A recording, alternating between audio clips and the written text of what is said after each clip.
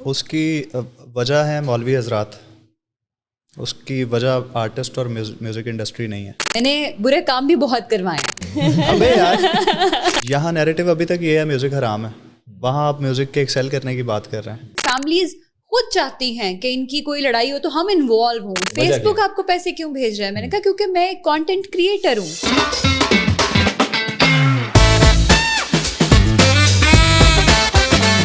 Welcome to yet another episode of meet Pakistan. اور آج کی خاص پوڈ کاسٹ میں میرے ساتھ موجود ہیں پاکستان میڈیا انڈسٹری کے بڑے نام مس ارزا خان اور ذیشان بھائی. ذیشان بھائی کیسے ہیں آپ؟ بالکل ٹھیک ہوں، تھینک یو سو مچ ہمیں انوائٹ کرنے کے لیے پوڈ کاسٹ کے لیے. اور میم آپ کیسی ہیں؟ الحمدللہ بالکل ٹھیک. ویسے تو لیڈیز فرسٹ ہوتا ہے، سو آئی واز ایکسپیکٹنگ کہ پہلے مجھ سے سلام دعا ہوگی. میں یہ کوشش کر رہا تھا کہ ڈائریکٹ ذیشان بھائی مجھ سے تھوڑا سا فاسٹ وے بیٹھے نا، تو آئی تھاٹ کہ پہلے ان کو اسٹارٹ کریں. اچھا، یہ ہمارے میں ڈسکشن ہوئی کہ یہاں کون بیٹھے گا، تو میں نے کہا میرا یہ والا پروفائل زیادہ بیٹر آتا ہے. اگر میں وہاں بیٹھوں گی تو یہ بالکل نہیں آ سکے گا. تو یہاں پہ میں ذیشان کو دیکھ رہی ہوں گی تو یہ والا پروفائل تھوڑا تھوڑا نظر آئے گا. اچھا ویسے یہ واقعی ہے، مجھے تو لگتا تھا صرف یہ مت ہے، واقعی ایگزسٹ کرتی ہے؟ ایسا ہوتا ہے، ہمارے دونوں پروفائلز میں فرق ہوتا ہے. اچھا یہ صرف لڑکیوں کو ہوتا ہے ذیشان بھائی؟ لڑکے لوگوں کو اتنا نہیں ہوتا، وہ آپ کو محسوس نہیں ہوتا. ہمیں تو پیچھے بھی کیمرہ لگا ادھر پہ. اب دیکھیں میرے بال اتنے اچھے نہیں بنے ہوئے آج، تو میں تو آرام سے گھوم سے بیٹھا ہوا ہوں. تو لڑکیاں واقعی لڑکیوں کو ہوتا ہے تھوڑا سا؟ ہاں یہ ہوتا ہے آبویسلی. اگر ہم اتنا تیار ہو رہے ہیں تو ہم ان چیزوں کا خیال رکھتے ہیں. بیسکلی ہماری جا لائن میں فرق ہوتا ہے، جس کی وجہ سے ہمارے دونوں پروفائلز میں ڈفرینس آتا ہے. اور ہمیں ذیشان بھائی ہم لڑکے لوگ ایسے ہیں کہ ہمیں اگر کہیں جانا بھی ہے ہم منہ دھوئیں گے، کپڑے چینج کریں گے، ہم چلے ایسا جائیں گے. لگتا ہے کہ خوبصورت دکھنے کا مسئلہ ان لوگوں کو ہوتا ہے، خوبصورت ہوتے ہیں. اچھا تو ہمیں کیا مسئلہ ہے؟ ہاں ہم تو پیدائشی خوبصورت ہیں. نیچے رکھ دیں زمین پہ کیمرہ، ولن دکھا دیں ہمیں. خیر اینی ہاؤ، انٹروڈکشن سے اسٹارٹ ہم یہ کریں گے کہ کہاں پیدا ہوئے. پہلے میں ذیشان بھائی سے پوچھوں گا کہ ان کی بیک گراؤنڈ کیا ہے، ان کی چائلڈہڈ کیسا تھا، پھر آپ پہ میں آؤں گا. آپ مجھے بتائیں کہ آپ کہاں پیدا ہوئے اور ارلی آپ کا جو چائلڈہڈ تھا وہ کیسا تھا؟ یار ویسے میرے جو شروع سے شروع کرتا ہوں، اب آپ نے پوچھ لیا ہے تو میرے جو فور فادرس تھے، بزرگ تھے، وہ لوگ امرتسر سے بلانگ کرتے ہیں اور پھر مائگریشن کر کے وہ ننکانہ صاحب میں آ گئے. اور وہ لوگ سکھ تھے، پھر وہ کنورٹ ہوئے، مسلمان ہو گئے. جٹوں سے مسلمان؟ جی جی. تو ہم لوگ ایک جٹ قبیلے سے بلانگ کرتا ہوں میں. بہت زیادہ بلیوز میرے اس پہ نہیں ہیں، کیونکہ میرا ماننا ایسا ہے کہ یہ کوئی بہت زیادہ ایسی بات نہیں ہے جس کو بار بار مینشن کیا جائے. لیکن بہرحال ایک قبیلہ جو چدھڑ جٹ کہلاتے ہیں اس سے میرا تعلق ہے. اور ننکانہ صاحب میں میرے بزرگ آئے، اس کے بعد میرے والد صاحب جو ہے وہ پڑھنے کے لیے لاہور آ گئے تھے، تو انہوں نے آگے یہیں پر اپنا سارا کریئر اور سارا کچھ کیا. تو ہم لوگ سارے بہن بھائی لاہور میں پیدا ہوئے، ایجوکیشن بھی یہیں پر ہوئی. اور بچپن میرا جو ہے وہ کافی دیسی بوائز والا تھا.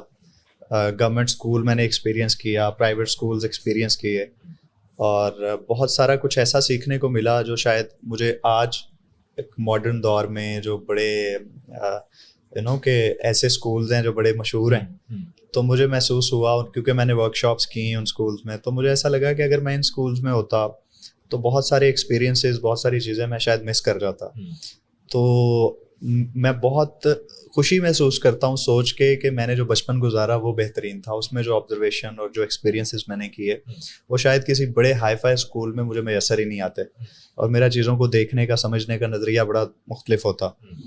تو بچپن اس طرح لاہور میں گزرا، ایجوکیشن یہیں پر ہوئی، کالج، یونیورسٹی، اور اس کے بعد سے ایک اسٹرگل میوزک کے لیے. اور میوزک سیکھا بھی میں نے لاہور سے. میرے جو استاد، بہت سارے استاد میرے رہے، وہ سارے لاہور سے ہی تھے. تو اس طرح سے کچھ میرا وقت. ایسے آپ نے گورنمنٹ اسکولس کی بات کی، ہمیں بھی یہی میں نے آج تک سنا ہے، حالانکہ میں تو پرائیویٹ اسکول میں پڑھا ہے. ابا جی کی تو پوری کوشش تھی، انہوں نے ایک مرتبہ گورنمنٹ اسکول میں ڈال بھی دیا تھا، لیکن وہاں پہ انوائرمنٹ ایسا تھا، آئی جسٹ فلڈ اوے. تو مارے شارے پڑی وہاں پہ؟ مارے شارے سنا یار بہت زیادہ مار پڑی ہے مجھے بچپن میں. وہ ایک آپ بتاتے بھی ہوتے نا جو پینسل والا سزا ہے، پینسل یہاں پہ رکھ کے کچھ ایسے وہ کرتے ہیں. اچھا میں آپ کو بتاتا ہوں کہ میں کس حوالے سے یہ کہہ رہا ہوں کہ میرے ایکسپیرینسز اچھے ہوئے. اچھے سے مراد میری یہ نہیں کہ بڑا مزہ آیا مجھے، میری مراد یہ ہے کہ وہ ایکسپیرینسز نے مجھے ہیلپ کیا اسی کیونکہ دیکھیے جس سوسائٹی میں اور جس ملک میں آپ کو رہنا ہے نا, یہاں سب کچھ بہت صفائی ستھرائی اور بڑا نفاست سے نہیں ہوتا, بہت رف ہے. آپ کے بیہیویئرز جو لوگوں کے ہیں, جو لوگوں کے کوئی بھی آپ کو بہت سخت جملہ بھی کہیں بھی بول دیتا ہے, تو اگر آپ کی پرورش بڑی سینسٹیو ہوئی ہوئی ہے نا, اور کسی نے آپ کو یہ کہہ دیا یار اپنی شکل دیکھو, تم کیا کر رہے ہو, تم موٹے ہو رہے ہو, تو آپ اس کو بھی فیل کر جاتے ہیں. تو اگر آپ کی پرورش ہوئی ہوئی ہے نا کہیں ایسے ماحول میں جو ایکچولی ویسا ہی ماحول ہے اسکول کے اندر جس سوسائٹی میں آپ کو سروائیو کرنا ہے کل کو, تو پھر آپ کو ایڈجسٹ کرنے میں آسانی ہو جاتی ہے, تیار ہو جاتے ہیں آپ تیار ہو جاتے ہیں, مینٹلی پریپیئر ہو جاتے ہیں.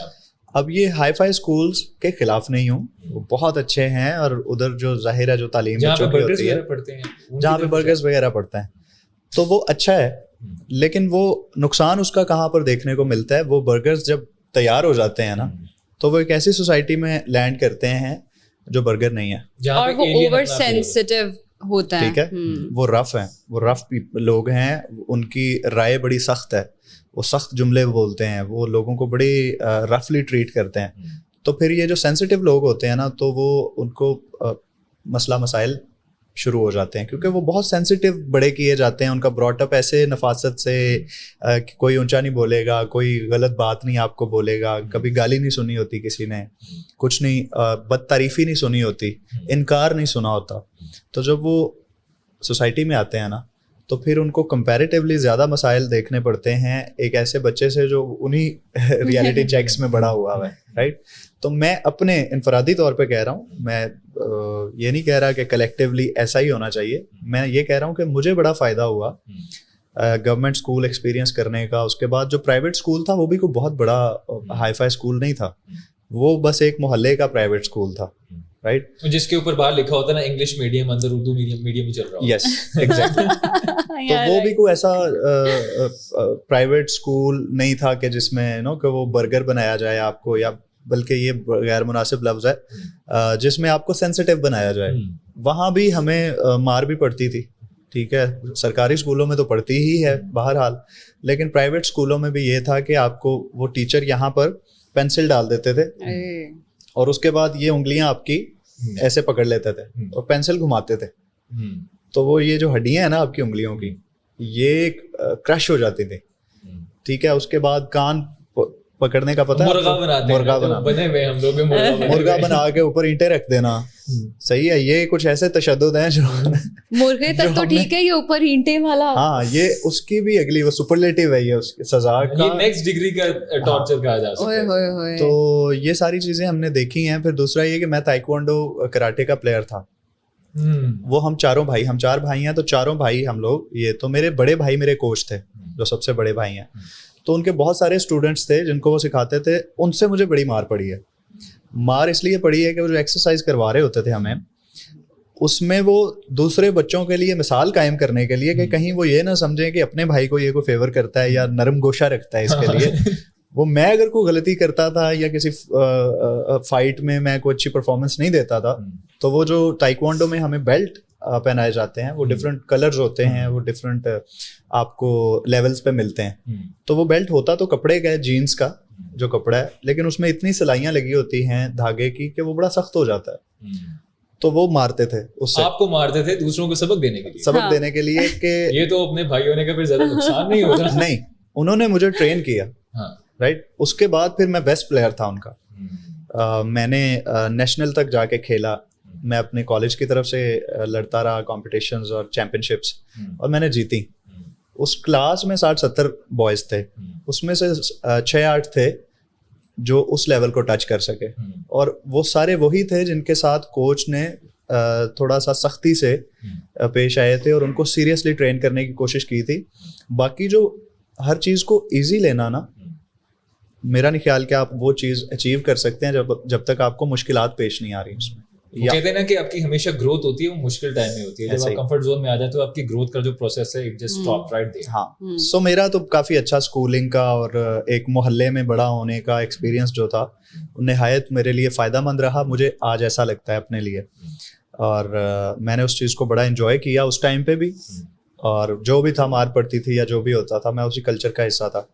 اور وہاں سے جو میری طبیعت ڈیولپ ہوئی اور جو مجھے سیکھنے کو ملا وہ میرے آج تک کام آ رہا ہے, اور بہت سارے ایکسپیرینسز شاید لائف ٹائم میرے کام آئیں گے. سو میرے لیے وہ ایک اچھی میموری ہے. ارزا, آپ کی جو چائلڈ ہوڈ کی سٹوریز ہیں نا بڑی اتنے غور سے سن رہی ہیں, میں چاہ رہا ہوں کہ ہم ان کی طرف آ جائیں بجائے ان کو نیند ہی آنی شروع ہو جائے سنتے سنتے. آپ مجھے بتائیں کہ آپ کہاں پیدا ہوئی اور آپ کا چائلڈ ہوڈ کیسا تھا؟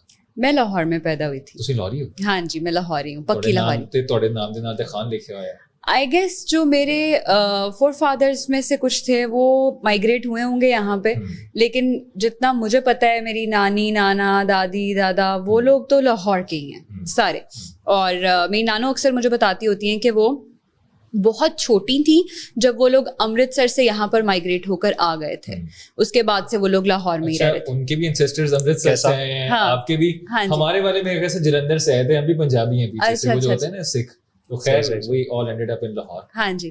اور اسی طریقے سے جو میرے پیٹرنل سائڈ ہے وہاں پر بھی لوگ مائگریٹ کر کے آ گئے تھے, اور وہ آئی گیس کوئی بلوچستان والی سائڈ تھی جہاں سے یہ کاکڑ پٹھانوں کا کوئی اوریجن ہے. تو میں بیسکلی لاہوری ہی ہوں, اور گھر پر ایسا ماحول ہوا کرتا تھا بچپن میں کہ بچوں کے ساتھ سارے اردو میں بات کرتے تھے اور آپس میں وہ سب پنجابی میں بات کرتے تھے. تو پنجابی ساری سمجھ میں آتی تھی, اور لیکن ہم لوگ تو اردو میں بات کر رہے ہوتے تھے, کیونکہ یہ بھی ہوتا ہے کہ بچوں کو آپ اچھے اسکولس میں بھیج رہے ہیں اور پھر ان دی اینڈ وہ پنجابی بول رہے ہیں, تو پیرنٹس کو ہوتا ہے کہ نہیں ان کے ساتھ اردو میں بات کی جائے. لیکن پنجابی سیکھ لی اور الحمدللہ پنجابی بولتے بھی ہوں, اور میں پراؤڈ پنجابی ہوں. میں ہر جگہ پہ یہی کہتی ہوں کہ میں جس کلچر میں آپ بڑے ہو رہے ہیں, جہاں پہ آپ نے آنکھیں کھولی ہیں, تو پھر آپ کی کاسٹ سے فرق نہیں پڑتا, آپ کا کلچر جو ہے وہ آپ کی کاسٹ پہ ڈومیننٹ ہو جاتا ہے. سو آئی ایم اے پنجابی. کاکڑ بس ہے ساتھ میں تو ہے, ٹھیک ہے. تو ڈانٹ کس میں, اردو میں پڑتی ہے پنجابی میں؟ اگر میں اپنی بات کروں نا ذیشان بھائی ارزا, تو ہمارے ابا جی تب تک ٹھیک ہیں, اردو ہمارے ساتھ تب تک بول رہے ہیں جب تک خوش ہیں. اب جیسے ہی انہوں نے غصے میں بولنا شروع کرنا ہے, ہمیں پتہ چل جاتا ہے پنجابی میں کہ یار اب ان کو غصہ آ گیا. سر ایک کہاوت ہے چھوٹی سی, میں یہاں شیئر کرنا چاہوں گا. یہ ہماری اپنی بنائی ہوئی کہاوت ہے, اور وہ یہ ہے کہ گالی اور جگت یہ صرف پنجابی میں اچھی لگتی ہے. پنجابی میں ایسا نہیں ہے یار, پیار بھی جو ہے نا, پیار کا بھی جو آپ نے ایموشن شو کرنا ہوتا ہے وہ بھی پنجابی میں اچھا لگتا ہے. میری بیٹی ہے 2.5 سال کی ماشاء اللہ, تو اس سے جب میں بات کر رہی ہوتی ہوں, جب مجھے اس پہ بہت پیار آتا ہے نا, بچوں پہ آپ کو کچیچی والا پیار آتا ہے کہ ان کی گالیں آپ ایسے کر دیں, تو میں پنجابی میں بولتی ہوں نہیں میری سونی. تو پنجابی میں پیار کا ایکسپریشن بھی بہت خوبصورت ہے, اٹس اے بیوٹیفل لینگویج. پتہ نہیں ہم لوگ کیوں کہتے ہیں کہ فلاں بندہ پینڈو ہے کیونکہ وہ پنجابی میں بات کر رہا ہے. جیسے میں ایک شو بھی کو ہوسٹ کر رہی ہوں, تو ہم اس میں نا بائلنگول چلتے ہیں, ہم اس میں اردو بھی بولتے ہیں اور اس میں ہم پنجابی بھی بولتے ہیں, کیونکہ مینلی وہ پنجاب کی آڈینس کے لیے, کیونکہ اس میں جگتے جو ہیں وہ زیادہ ہوتی ہیں, صحیح ہے. تو اس میں بہت سارے لوگ, جیسے اگر میں نے کبھی پنجابی میں بات کی ہے تو جو فیڈ بیک آتا ہے کہ یہ کتنی پینڈو لگ رہی تھی بولتی ہوئی. کیوں؟ اگر آپ کو لگتا ہے کہ پنجابی بولنے والا بندہ پینڈو ہے تو thank you, I am a proud پینڈو, مجھے اچھا لگے گا. ہم سارے پینڈو ہیں, جتنے بھی بیٹھے ہیں پروڈکشن کے لوگ بھی پینڈو ہیں, ہم سب پینڈو ہیں یہاں پہ. یس, تو گھر پہ اس طرح سے ماحول تھا, اور پڑھائی میں الحمدللہ میں اچھی تھی. لڑکیاں ویسے پڑھائی میں ذیشان بھائی بہت اچھی ہوتی ہیں. اب لڑکے جو ہیں جتنے نمبر لڑکیاں لیتی ہیں نا, ایک لڑکی لیتی ہے اتنے نمبر میں 3 لڑکے پاس ہو جاتے ہیں. نہیں بالکل ایسا ہوتا ہے. میرا بھی ایسا ماننا ہے کہ جو خواتین ہیں ان کی جو صلاحیت ہوتی ہے نا ایجوکیشن کو لے کے, وہ بہت بہتر ہوتی ہے مرد حضرات کی نسبت. اور وہ دوسری بات یہ بھی ہوتی ہے, تھوڑا سا آپ کو ریئلسٹک بھی ہونا چاہیے کہ مرد حضرات اور بھی بہت ساری ایکٹیویٹیز میں انوالو ہوتے ہیں, خواتین اس طرح سے نہیں اس میں ہوتی, تو وہ بہتر طریقے سے فوکس کر پاتی ہیں. اچھا خیر, میرے ساتھ یہ تھا کہ میں اپنے خاندان میں نا پہلی بچی تھی, میرے مٹرنل سائڈ پہ بھی اور پیٹرنل سائڈ پہ بھی. تو سارے جتنے بھی بچے ہیں وہ میرے بعد آئے تھے, تو میں نے ان سب کو لے کر چلنا ہوتا تھا, تو میں لیڈ کرتی تھی اس پورے پیک کو, ٹھیک ہے. میں نے شرارتیں بھی بہت کی ہیں, میں نے برے کام بھی بہت کروائے ہیں, لیکن پڑھائی والا ایلیمنٹ, اماں بڑی اسٹرکٹ تھیں. اماں نے نا ایک ڈنڈا رکھا ہوتا تھا مجھے پڑھانے کے لیے بھی اور کھلانے کے لیے بھی. وہ کہتی ہیں تم کھانا بہت مشکل سے کھاتی تھی, تو مجھے ابھی بھی یاد ہے, وہ کہتی تھیں یہ مولا بخش کا ڈنڈا ہے. ایک ڈنڈا انہوں نے رکھا ہوتا تھا اور وہ ڈنڈا دکھا کے مجھے پڑھاتی تھیں اور کھلاتی بھی تھی. سو بچپن میں ڈنڈا ایک دو بار پڑھا بھی ہے اور جس نے سیدھا بھی کیا. آج کل کے بچوں کو تو ہم نے بہت پیمپر کر کے رکھا ہوتا ہے نا, لیکن جب میں اپنا بچپن یاد کرتی ہوں تو ہمیں مارے بھی پڑی ہوئی ہیں, ڈانٹے بھی پڑی ہوئی ہیں. ڈنڈے کے ساتھ ساتھ ایک چپل بھی ہوتی ہے جو دور سے ہاں وہ کہتے ہیں چھڑویں جُتی مارتے ہیں, یہ آپ کے اندر کا پنجابی اب نکلا ہے. تو وہ بھی رہا ہے ہمیشہ سے. اور اسکول میں بڑا کیونکہ پڑھائی میں اچھی تھی اور اس کے ساتھ ایکسٹرا کریکولر ایکٹیویٹیز کا بھی بڑا شوق تھا, ڈبیٹس وغیرہ اور نعتیں پڑھنا, اور کوئی بھی ایکٹیویٹی ہو رہی ہے تو اس کے اندر ارزا خان جو ہیں وہ سب سے آگے پائی جاتی تھی. تو دونوں چیزوں کو میں نے بیلنس کر کے لے کر چلی ہوں. گھر کی طرف سے یہ بڑا پریشر تھا کہ تم نے ڈاکٹر بننا ہے. ہماری سوسائٹی میں ہی یہ ہے کہ یا تو ڈاکٹر بنیں گے, اور اگر ڈاکٹر نہیں بن پائے تو انجینئر بنیں گے, اگر آپ یہ دونوں نہیں بن پائے تو آپ نہایت نالائق اور نکمے, پھر آپ لائر بنیں گے. اس سے پہلے یہ ہے کہ آپ فوجی ہیں, پھر اپنا لڑکیوں کے لیے زیادہ تر یہ ہوتا ہے کہ ڈاکٹر بنے, ڈاکٹر نہیں بن سکی تو چلو انجینئر بن جائے, ادروائز پھر بس اس کی شادی ہو جائے گی اور کچھ نہیں. لیکن آئی نیو کہ مجھ میں وہ چیز نہیں ہے. شاید پڑھائی کو لے کے میں پڑھ تو جاتی کیونکہ مارکس تو اچھے آ رہے تھے, پری میڈیکل کیا ہوا ہے میں نے, لیکن اس کو میں ایز اے پروفیشن لے کر نہیں چل سکتی. تھیوری تک تو ٹھیک ہے, لیکن جب اس کا پریکٹیکل ہوتا ہے نا, وہ خون وون یہ وہ چیزیں اور انیٹمی ساری, تو وہ میرے بس کی بات نہیں ہے اور وہ میرا شوق نہیں تھا, کبھی بھی نہیں تھا. تو when I was growing up تو اسکول میں جتنی بھی ریڈنگ کے لیے ٹیچرس کو ضرورت ہوتی تھی کہ انگلش کا کوئی چیپٹر پڑھنا ہے, اردو کا کوئی چیپٹر پڑھنا ہے, تو ٹیچرس مجھے کہتے تھے کہ ارزا تم پڑھو. تو میرا نام میرے اسکول میں بھی اور کالج میں بھی BBC نیوز, CNN نیوز تھا. وہاں سے مجھے یہ آئیڈیا رکھا ہوا تھا. ہاں یس تو مجھے یہ آئیڈیا ہوا کہ یار یہ تو پورا ایک پروفیشن ہے, ٹھیک ہے, آواز کا استعمال کرنا ہے, لفظوں کا استعمال کرنا ہے, تو نیوز اینکرنگ کی جا سکتی ہے. اور پھر الیکٹرانک میڈیا بھی اس ٹائم پہ ہمارے یہاں پر شروع ہو گیا تھا. جب when I was in school کچھ چینلز آ گئے تھے جہاں پر نیوز اینکرنگ ہو رہی. تو بڑی پرانی میں آپ کو بات بتا رہی ہوں, 2005 کی ہوگی, 2004 کی ہوگی. اسکول کے ٹائم پر جب آپ جا رہے ہوتے ہیں اس سوچ میں کہ آپ کو آگے اپنی لائف کے ساتھ کیا کرنا ہے, کریئر کون سا. ہاں کیونکہ گھر والوں کا بھی ایک پریشر ہے کہ اب آپ نے آگے میٹرک میں بھی سائنس رکھنی ہے, آپ نے آگے FSC میں بھی سائنس رکھنی ہے, اور جو بھی کرنا ہے وہ اسی سے ریلیٹڈ کرنا ہے. تو پری میڈیکل تک تو ٹھیک تھا, میں نے کر لیا. اب جب بات آئی یونیورسٹی میں جانے کی تو میں نے اپنے گھر والوں کو بٹھایا اور بہت ہی مشکل سے, جو سب سے مشکل ترین فیصلہ ہوتا ہے, ڈر بھی رہے ہوتے ہیں پتہ نہیں گھر والے مانیں گے, کریج گیدر کی اور ان کو کہا کہ آپ لوگوں نے آج تک اتنا انویسٹ کیا ہے, تھینک یو سو مچ, آپ لوگوں کی مجھ سے کچھ ایکسپیکٹیشنز ہیں, لیکن سملرلی میں نے بھی اپنے لیے کچھ سوچ کے رکھا ہوا ہے, میری بھی اپنے آپ سے بہت سی ایکسپیکٹیشنز ہیں, تو میں اپنے ڈریم کو فالو کرنا چاہتی ہوں. تو دے ور سپورٹیو انف, کیونکہ FSC میں بہت زیادہ مینٹلی ایک سمجھ لیں کہ پریشر میں تھی, تو میں نے پڑھنا چھوڑ دیا تھا. میرے میٹرک کے مارکس بہت اچھے تھے اور میرے FSC پری میڈیکل کے مارکس اس کے کمپیریٹیو اچھے تھے, لیکن اس کے کمپیریٹیولی میں مطلب کم تھے. تو انہیں یہ سمجھ میں آ گیا کہ یہ نہیں کرنا چاہتی ہے اور اس کو فورس کر کے اگر کروائیں گے تو یہ خوش نہیں ہوگی. تو انہوں نے کہا ٹھیک ہے, جو تم کرنا چاہتی ہو تم کر لو. تو that's how I gain their support. اور شروع میں صرف اتنی اجازت ملی تھی کہ پڑھائی کی حد تک میڈیا اسٹڈیز کر لو, جاب نہیں کرنی, کیونکہ فیملی میں کوئی بھی اس سے پہلے خاتون جاب نہیں کر رہی تھی. تو میں نے سوچا کہ چلو پیر تو رکھتے ہیں نا, پھر منا لیں. پھر آگے مشکل ہمیشہ پیر رکھنا ہوتا ہے, اس کے بعد بندہ منا لیتا ہے. First step. تو ذیشان بھائی آپ نے اسکول پڑھ لیا, تو کالج والی جو سائڈ آپ کی اسٹارٹ ہوتی ہے, ارزا نے تو اپنی بتا دی, آپ بتائیں کہ آپ کا کالج کیسے اسٹارٹ ہوا اور آپ نے وہاں پہ کون سی لائن آف اسٹڈی آپ نے پڑھی؟ یار اسکول سے نا کیونکہ میں نے بتایا کہ ہم لوگ گھر پہ ماحول ایسا تھا کہ گھر پہ سارے جو ہے وہ ایتھلیٹس تھے. اب چاروں بھائی جو ہے بہت چھوٹے چھوٹے تھے جب سے بھائی ٹریننگ کروانا شروع کر دی تھی بھائی نے, کیونکہ بڑے بھائی اس وقت چیمپئن شپس اور ان میں اپیئر ہوتے تھے. تو جب میں نے میٹرک پاس کیا تو اسی پرائیویٹ اسکول سے جو میرے محلے میں تھا, اور اس کا نام تھا گرین لینڈ اسکول سسٹم, جس کے اوپر انگلش میڈیم لکھا ہوتا ہے, لیکن ہوتا وہ پنجابی میڈیم ہے. تو وہاں سے میں نے میٹرک کیا, اور اس کے بعد میرے ذہن میں ایک کالج تھا پنجاب کالج کے نا, مجھے پنجاب کالج جانا ہے. اس کی ریزن بھی بتاتا ہوں. اس کی ریزن یہ تھی کہ ہم نے, کیونکہ میرے بچپن سے میرے دل میں یہ خواہش تھی کہ مجھے نا میوزک کرنا ہے, تو مجھے میوزک میں کچھ بننا ہے کچھ. اچھا, یہ چیز ہم میں کامن ہے کہ ہمیں بچپن سے ہی پتا تھا کہ ہم نے کرنا کیا لائف میں, اور یہ بڑی مناسب بات ہے. تو مجھے دوستوں سے اور ایسے پتہ چلا تھا کہ جو عاطف اسلم صاحب ہیں وہ پنجاب کالج سے انہوں نے پڑھائی کی تھی اپنی. تو میرے ذہن میں پتہ نہیں کیوں لیکن میرے ذہن میں پنجاب کالج پھنس گیا تھا. میں جو ہے وہ ذمہ دار سمجھنے لگا پنجاب کالج کو کہ شاید پنجاب کالج میں ایسی کوئی بات ہے کہ وہاں جاؤں گا تو میں کچھ میوزک میں کچھ. اور پھر ابرار الحق صاحب بھی ایفیلیٹڈ تھے اس کے ساتھ, عاطف اسلم, یہ جو ہیں مصطفیٰ زاہد وہ UCP, اور تو نا کافی سارے نام اس وقت بھی. شان بھائی کی نا ایک سوچ بن گئی تھی کہ جو بندہ پنجاب کالج جاتا وہ جاتا ہے نا سنگنگ کا وہ جم ہے نا, تو وہ سنگر بن گئی, تو وہ سنگر بن کے نکلتا ہے. یہ میرے ذہن میں بات آ گئی تھی. تو اب مجھے وہاں ایڈمیشن لینا تھا.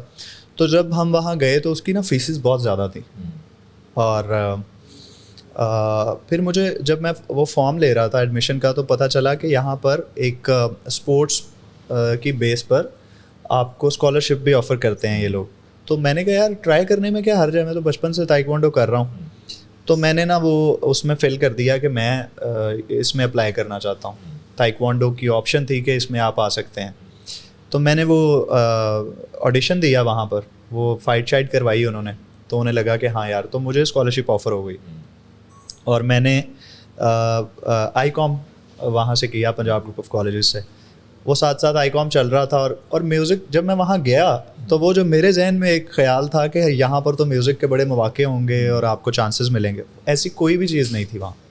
یعنی صرف سال کے اینڈ پہ ایک کوئز ہوتا تھا جس کے اینڈ پہ ایک گانا گانے کا ٹائم آپ کو 4 سے 5 منٹ ملتا. یہ تو آپ کی جتنے بھی اپنے سنہری خواب سے چکنا چور ہو گئے سر. وہ نا جاتے ہی میرے ٹوٹ گئے سارے. میں نے کہا یار یہ تو مطلب غلط ہو گیا میرے ساتھ. تو آپ نے اس فیز کو کیسے ڈیل کیا, کیونکہ لڑکوں کا تو اس عمر میں دل ہی ٹوٹ جاتا ہے کہ یار جو اتنی فیسینیشن اتنی ایکسپیکٹیشنز ہوتی ہیں اس سے. تو پھر نہ ہوا یہ کہ وہاں پر کچھ ہم خیال اسٹوڈنٹس لوگ ایسے مجھے ملے جو ڈبیٹرز تھے, تھیٹر کرتے تھے اور وہ سارے. اور ہمیں وہاں پر ہماری ایک ٹیچر تھیں جو ہمیں اردو پڑھایا کرتی تھیں, وہ ان کو ہماری ہیڈ بنا دیا گیا اور ایک چھوٹی سی سوسائٹی برائے نام بنا دی گئی کہ یہ اب جو ہے نا تو کمپٹیشنز میں مطلب لٹریری ایکٹیویٹیز اور کمپٹیشنز جو ہوتے ہیں اس میں یہ جو ٹیم ہے یہ اپیئر ہوا کرے گی. تو مجھے یاد ہے میرا پہلا کمپٹیشن جو تھا وہ تھا گورنمنٹ کالج میں, ایک نعت کا کمپٹیشن ہو رہا تھا. تو مجھے وہاں بھیجا گیا, تو میری 2nd پوزیشن آئی وہاں سے. میں جیت کے آیا. تو جب میں آیا تو جو باقی لوگ تھے جن میں کچھ ڈبیٹر تھے کچھ تھیٹر کے, تو وہ بھی ٹرافیاں لے کے آئے ہوئے تھے کسی نہ کسی ادارے سے. تو ہم وہ ساری ٹرافیاں لے کے اپنے پرنسپل کے پاس گئے اور ہم نے اور وہ ہماری جو ہیڈ تھیں انہوں نے ان سے ریکویسٹ کیا کہ ہمیں ایک پراپر جگہ الاٹ کریں کیونکہ یہ سارے ٹیلنٹڈ بچے ہیں اور یہ ٹرافیز لے کے آ رہے ہیں, آپ کا سافٹ امیج کیری کر رہے ہیں, ہر ادارے میں جا کے پنجاب کالج کا نام جو ہے وہ روشن کر رہے ہیں, تو آپ ہمیں ایک اسپیس دے دیں. پہلے اسپیس ملی, اس کے بعد اور ہم نے کمپٹیشن جیتے اور جیتے اور جیتے. تو آہستہ آہستہ ہوا یہ, میں بہت شارٹ کر رہا ہوں اسٹوری کو, کہ ہمیں ایک بجٹ الاٹ ہو گیا کہ اب یہ سارے بچے جو ہیں ان کو اسکالرشپ ملے گی. تو مجھے تو پہلے ہی ملی ہوئی تھی, تو میں نے اپنی وہ اسپورٹس والی اسکالرشپ کینسل کی اور اب میں ایز اے میوزیشین اسکالرشپ میں نے لی, اور تقریباً 2.5-3 کروڑ کی اسکالرشپس اب وہ ہمارے پاس ہوتی تھیں. ہم نے سالانہ آڈیشن کرنے ہوتے تھے اور جو ٹیلنٹڈ لوگ تھے, شاعر تھے, پینٹر تھے, فوٹوگرافر تھے, ایڈیٹر تھے, ان کو ہم نا پھر اسکالرشپ آفر کرتے تھے. ہم وہ سارا پینل بیٹھ کے جو پہلے اسٹوڈنٹس تھے, کیونکہ ہم ہی وہ پہلے اسٹوڈنٹس تھے جنہوں نے یہ سوسائٹی جوائن کی یا بنائی, تو ہمیں جو ہے وہ ہر ڈپارٹمنٹ کی پریزیڈنٹ شپ مل گئی. یعنی جو خواب یہ لے کے گئے تھے, ان کا اپنا خواب ویسے اس کے راستے بننے لگے, انہوں نے جا کے راستہ بنا کے ایک سیٹ اپ وہاں پہ بنا لیا کہ آنے والے لوگوں کے لیے آسانیاں پیدا کی جائیں. اچھا, یہ کانشیسلی نہیں تھا, میں ایسے ہی کہوں کہ میں بڑا ویژنری تھا اور میں نے سوچا کہ راستہ بناتے ہیں, ایسا کچھ نہیں ہوا. قدرتی طور پہ ہوا یہ سارا کچھ قدرت نے ایسا کیا, اللہ تعالیٰ کی طرف سے ہوا کہ وہ ایک نا گراؤنڈ بن گیا.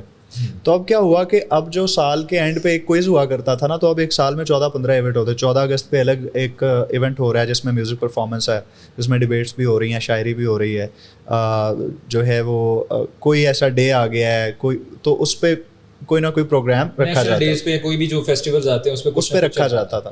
پھر کانسرٹس تک ہماری رسائی ہو گئی کہ اب جی کانسرٹس جس میں عاطف اسلم صاحب پرفارم کیا کرتے تھے, تو اس کو اوپن ہم نے کرنا. اور پنجاب کالج کے تو میرا خیال ہے 50-60 کانسرٹس تو آرام سے ہوتے تھے مہینے میں. اچھی طرح سے یاد ہے کہ میں بھی ٹرائی کیا تھا پنجاب کالج جانے کے لیے, لیکن میرا میرٹ ہی میں تھا, لائک اسٹوڈنٹس ہیں, ان کا اس طرح سے بنتا نہیں ہے. تو ہمیں یہ سننے کو ملتا تھا کہ یار وہاں پہ بڑی فیسٹیولز بھی آتے ہیں, وہاں پہ قوالی نائٹس بھی ہوتی ہیں, تو بڑی فیسینیشن ہوتی تھی وہاں پہ. تو وہ ساری ایکٹیویٹیز آہستہ آہستہ, کہنے کا مطلب یہ ہے کہ وہ جو میں لے کے گیا تھا نا یہاں پہ, وہ وہاں تک پہنچنے لگا میں. مجھے احساس نہیں ہوا کہ پہلے میں ایک ایسا اسکول کا بچہ تھا جو ایک محلے کے اسکول میں جاتا ہے اور وہ چاہتا ہے کہ یار میں میوزک میں کچھ کروں. اب وہ عاطف اسلم جیسے بڑے اسٹار جو ہیں جن سے وہ متاثر ہے اور جن کو ایز اے اسٹار اس نے دیکھا ہے بچپن سے, ان کا شو اوپن کر رہا ہے. تو کبھی اس وقت یاد بھی نہیں آیا کہ یار یہ تو ڈریم ہوا کرتا تھا, کیونکہ وہ حضرت علی کا ایک فرمان ہے کہ خواہش سوچ سمجھ کے کرو, اگر پوری ہو گئی تو بس اتنا ہی ہے. بڑی خوبصورت بات ہے. تو وہ خواہش پوری ہو گئی تھی تو اب اس کے آگے سمجھ نہیں آ رہا تھا. تو ہم لوگ عاطف صاحب کے اور بہت بڑے بڑے اسٹارز جو ہیں وہ کانسرٹس میں پرفارم کرتے تھے, تو ہم ہوتے تھے ان کو اوپن کرنے کے لیے, کیونکہ بڑا اسٹار ڈائریکٹ تو آگے پرفارم نہیں کر سکتا. تو پہلے ہم جاتے تھے, پرفارم کرتے تھے, اور پھر وہ آڈینس بھی ہماری جاننے والی تھی ساری, وہ ہمارے ہی فیلوز ہوتے تھے آگے, ہزاروں لوگ کھڑے ہوئے ہیں, لڑکیاں لڑکے, اور ہم پرفارم کرتے تھے. تو ہمیں اسٹیج فیئر بھی آہستہ آہستہ ختم ہو گیا. آڈینس کو سمجھنا, آبزرو کرنا, کیا گانا ہے کیا نہیں گانا, کتنی بات کرنی ہے, انٹریکٹ کیسے کرنا. اور اسٹارز کی پرفارمنس سے زیادہ ہمیں ایکسائٹمنٹ ہوتی تھی ذیشان کی پرفارمنس کی. اس پہ تو میں آؤں گا کہ ایکسائٹمنٹ کیوں ہوتی تھی اور آپ لوگ ملے کیسے, لیکن ذیشان بھائی کی اسٹوری بڑی انٹرسٹنگ ہے, سننے میں مزہ آ رہا ہے. تو یہ ہوتا گیا کہ کانسرٹس میں ہم لوگوں کو بہت ساری چیزیں سیکھنے کو ملیں. وہ کرنے کے بعد اتنی دیر میں نے آئی کام سے میرے مطلب 2 سال وہ پورے ہوئے, آئی کام میں نے پاس کیا, اور پھر میں نے بی کام آئی ٹی میں پنجاب کالج ہی میں ایڈمیشن لے لیا. حالانکہ سیم ٹائم پہ میرا پنجاب یونیورسٹی میں میس کام میں ایڈمیشن ہو گیا تھا, لسٹ میں نام ٹاپ پہ آیا تھا. تو لیکن میں وہ ریزرو سیٹ چھوڑ کے پنجاب کالج ہی آ گیا واپس, کیونکہ نا مجھے عادت پڑ گئی تھی اسٹارڈم کی. مجھے لگتا تھا یہ الٹیمیٹ وہ ہے کہ میں اسٹیج پہ جاتا ہوں تو آگے تو میری اتنی آڈینس, تو میں پنجاب کالج چھوڑوں گا. آپ کو چیئر اپ کرنے لگے ہوئے, پتہ چل گیا کہ ایک اسٹارڈم ملا ہوا ہے. تو میں نے کہا یار میں اگر اس سب کو چھوڑ کے پنجاب کالج کو یہاں اس لمحے پہ چھوڑ کے پنجاب یونیورسٹی چلا جاؤں گا جہاں پہ جمعیت ہے. اس ٹائم پہ تو ڈر بھی بہت زیادہ تھا. نہیں مجھے ڈر ور کسی کے باپ کا بھی نہیں رہا, کبھی ہونا بھی نہیں چاہیے. میں جتنی پنجاب یونیورسٹی سے 3 ڈگریاں کی ہیں, اور میں سب کو پتا تھا یہ میوزیشین ہے. میں اپنی گٹار ساتھ لے کے جاتا تھا, ایسی کی تیسی کسی کی, اور جمعیت کے ناظم وازم میرے پاس آیا کرتے تھے, بیٹھ کے بات چیت کرتے تھے. تو میں نے کہا بھائی اگر آپ سے کچھ بن پاتا ہے تو کر لو, یہ تو یہاں پر ہوگا.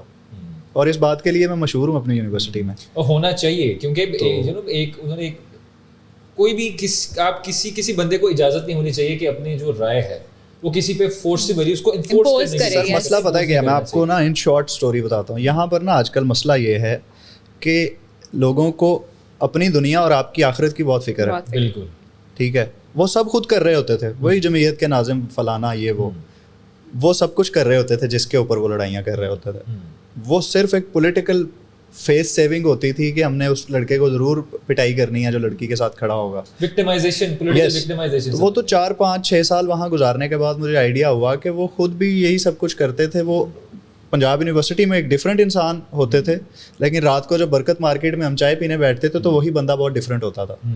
وہاں وہ ہمارے جیسا ہوتا تھا, اور آج بھی وہ ہمارے جیسا ہی ہے, کیونکہ اس نے بھی پاس آؤٹ ہو گیا نا, وہ نکل گیا وہاں سے, تو وہ فیلڈ میں ہے, وہ کہیں نہ کہیں جاب کر رہا ہے. اور ان میں اور ہمیں کوئی فرق نہیں ہے, کوئی فرق نہیں ہے, کیونکہ ہم سیم کلچر سیم سوسائٹی کے لوگ ہیں. ہم وہاں جا کے میں آپ کو بتاتا ہوں, عجیب بات ہے لیکن میں اب اس کو مکمل کرنا چاہوں گا. جمعیت والا جو سلسلہ ہے نا, اس کو میں نے بہت کلوزلی آبزرو کیا. جو لوگ ایسے ہیں نا جن کو امپورٹنس نہیں ملی بچپن میں, یا جن کے ماں باپ نے کبھی احساس ہی نہیں دلایا تم خاص ہو, تم امپورٹنٹ ہو, وہ بچے جب آتے تھے نا تو جمعیت ان کو اچانک سے اختیارات دے دیتی تھی, جاؤ جس کو مرضی مارو, ہم دیکھ لیں گے. تو ایک ایسا بچہ ہے نا کہ جس کے پاس اختیار رہے ہیں, جسے عزت رسپیکٹ ملی ہوئی ہے, اس کے لیے یہ کوئی نئی بات نہیں ہے. لیکن ایک ایسا بچہ جسے اسکول میں امپورٹنس نہیں ملی نالائق ہونے کی وجہ سے, جسے ماں باپ نے کبھی یہ احساس نہیں دلایا کہ تم بھی ہمارے لیے خاص ہو, جس کا کوئی ایسی جس کے اندر خاصیت یا اللہ تعالیٰ نے بھی کوئی صلاحیت نہیں رکھی کہ جس کی وجہ سے وہ رجسٹر ہو پاتا, وہ جب آتا ہے نا اور اسے اختیار ملتا ہے, وہ یوز کر رہے ہوتے ہیں, انہیں ایسے بچے چاہیے ہوتے ہیں, تو اسے جب ملتا ہے نا وہ پھر بہت اگریسو ہو جاتا ہے. اپنی فرسٹریشن, وہ اپنی ساری فرسٹریشن نکالتا ہے اس جگہ. جو ایک سینس آف ڈپریویشن ہوتی ہے, جو احساس محرومی ہوتی ہے, اس کو اس طرح سے کوئی ان کو ایکسپلائٹ کر رہا ہوتا ہے, اور وہ ہو رہے ہوتے ہیں, وہ بوائے بنے ہوتے ہیں, وہ کہتے ہیں بس ہم تو چیتے ہیں ہیرو پنتی کے چکر میں. تو بہرحال یہ بہت سارے لوگ اس کے وکٹمز بھی بنے ہیں. میں نے اپنی آنکھوں سے دیکھا ہے کہ کتنے لوگ جو زندگی میں کرنا چاہتے تھے وہ نہیں کر پائے, کیونکہ وہ یونیورسٹی ہی چھوڑ گئے ان لوگوں کی وجہ سے. یہ جو مذہبی ایکسٹریمسٹ وہاں پر تھے, اور اس کے برعکس تنظیمیں بن جاتی ہیں لبرلس کی, यूनिवर्सिटी स्टूडेंट पॉलिटिक्स जो है ये बहुत इंपॉर्टेंट है, बट स्टूडेंट पॉलिटिक्स अलग कहानी है, स्टूडेंट बदमाशी अलग कहानी है। ये बदमाश बन जाते हैं वहाँ जाके, इनको मिलता है इख्तियार, इनको वाइस चांसलर कुछ नहीं कह सकता, वाइस चांसलर बेचारा खुद पुलिस बुला लेता है अपने आप को बचाने के लिए, तो वो क्या कहेगा भाई इन तंजीमों को। और इनको बैक एंड पे सपोर्ट होती है पॉलिटिशियंस की, जिस भी जमात के साथ ये अटैच्ड हैं और ये उनका काम कर रहे हैं, पॉलिटिकल वर्क कर रहे हैं यूनिवर्सिटी में, वो पीछे से सपोर्ट करते हैं। वरना आप मुझे बताइए कि पंजाब यूनिवर्सिटी जैसे इदारे के अंदर स्टूडेंट्स के हॉस्टल्स से असला मिलना, ये क्या बकवास है? ये स्टूडेंट पॉलिटिक्स हो रही है या ये आप दहशतगर्द तैयार कर रहे हैं? बिल्कुल राइट, वहाँ बंदे मर जाते हैं हॉस्टल्स में। ये एक बहुत ही मुश्किल टाइम है पेरेंट्स के लिए भी ये डिसाइड करना कि अपने बच्चे को आपने एजुकेशन के लिए किस स्कूल, किस कॉलेज, किस यूनिवर्सिटी में भेजना। जो बात है, और साथ में एक नज़र भी रखनी है उनके ऊपर, छोड़ नहीं देना, क्योंकि ये जिम्मेदारी है। ऐसा थोड़ी है कि आपने या तो यहाँ के इदारे इतने ट्रस्टवर्दी हों कि हम भेज के सुकून में हो जाएं, यार वो इदारा ऐसा है, वहाँ बड़े अच्छे रूल्स हैं, वहाँ बड़ी नज़र रखी जाती है। अभी रिसेंट वो जो एक वाक़या आया है एक स्कूल का सामने, जहाँ पर वो लड़कियों ने टॉर्चर किया है एक अपनी ही क्लास फेलो को, तो इस तरह की चीज़ें जब सामने आती हैं तो अब जैसे हमारी भी बेटी है तो हमें डर लगता है कि हम उसका एडमिशन कहाँ करवाएंगे। और ऐसे भी कहीं ना कहीं ये भी ख्याल आता है जिशान भाई कि एज ए नेशन हम किस तरफ जा रहे हैं, एक बहुत ही अलार्मिंग सिचुएशन होती जा रही है। माँ बाप तो अच्छी तालीम देने में, अच्छी ज़िंदगी देने में पैसे तो इन्वेस्टमेंट कर रहे हैं, हर चीज़ सब कुछ कर रहे हैं, लेकिन कहीं ना कहीं वो तरबियत नहीं दे पा रहे उस तरह से। देखिए इतनी मसरूफियत में क्या तरबियत करेंगे। बिल्कुल, मैं अक्सर ये सवाल ना बड़ा कॉमनली, मैं जब वर्कशॉप्स वगैरह या कुछ हम ख्याल या म्यूजिशियन फेलो दोस्त बैठते हैं ना, तो एक बात बड़ी होती है कि यार जितने परफेक्शन लेजेंड जो सिंगर हमारे हुए हैं या क्लासिकल के लोग अगर बात करें जो असातिज़ा थे, वैसा नहीं हो रहा आज, तो पॉसिबल भी नहीं है भाई। कैसे हो?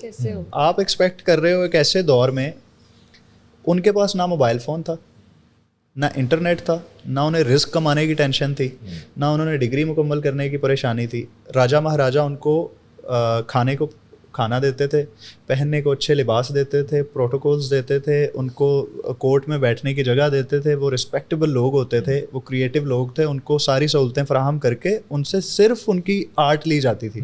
तो वो ज़िंदगी में इतनी परफेक्शन लेके आएंगे ना कि वक्त ही वक्त है और प्रोटोकॉल्स ही प्रोटोकॉल्स हैं, हर चीज़ आपको माहौल के हिसाब से मैसर हुई हुई है। यहाँ पर क्या है कि मुझे कॉलेज भी जाना है, मुझे अपनी पढ़ाई का ख्याल रखना है, मेरे जहन में ये फंसा हुआ है मैं कामयाब होऊंगा नहीं होऊंगा, मेरे जहन में ये फंसा हुआ है मेरे माँ बाप बूढ़े हो रहे हैं तो अब मुझे उनके लिए कुछ करना है, वो मेरे लिए ये चाहते हैं, मैं अपने लिए ये चाहता हूँ, मैंने वहाँ शादी करनी है, मैंने इतने पैसे कमाने हैं, मुझे ये गाड़ी लेनी है, मेरा मोबाइल फ़ोन है जिसमें मुझे ये फ़िक्र भी है कि मेरे कितने फॉलोअर्स हो गए। ये तो एक नई परेशानी आ गई है ना, ये भी परेशानी। इतनी मसरूफियात में से आप कहाँ से वक्त निकालेंगे उतनी परफेक्शन?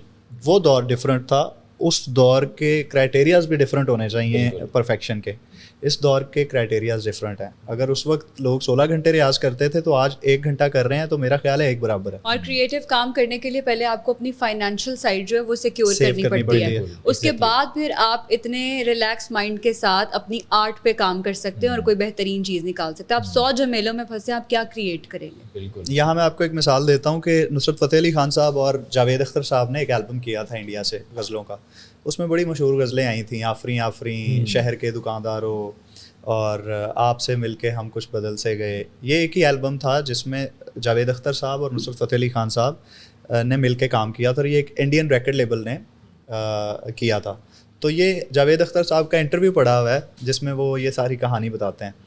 वो कहते हैं कि हमें जब कहा गया ना कि इस तरह से है, तो नुसरत साहब को जब अप्रोच किया गया तो उन्होंने कहा कि मैं इस सूरत में ये एल्बम करने को तैयार हूँ कि 2 लोगों में से एक बंदा लिखे तो मैं ये गाऊंगा एल्बम, या गुलजार लिखे या जावेद अख्तर साहब लिखें। तो उन्होंने जावेद अख्तर साहब को अप्रोच किया, जावेद अख्तर साहब ने कहा कि बिल्कुल मैं ये ज़रूर करूँगा। तो उन्होंने कहा मैं बड़ा नर्वस था कि मैं नुसरत फ़तेह अली खान के लिए क्या लिखूँ ऐसा कि वो इतना बड़ा आर्टिस्ट है। तो इधर खान साहब जो थे वो अपने दिन में ये सोच रहे थे कि जावेद अख्तर को मैंने कह तो दिया है, तो अब वो इतनी अच्छी चीज़ लिखेगा, पता नहीं मैं उसके साथ पूरा उतर पाता हूँ या नहीं, क्योंकि दोनों बड़े लोग थे।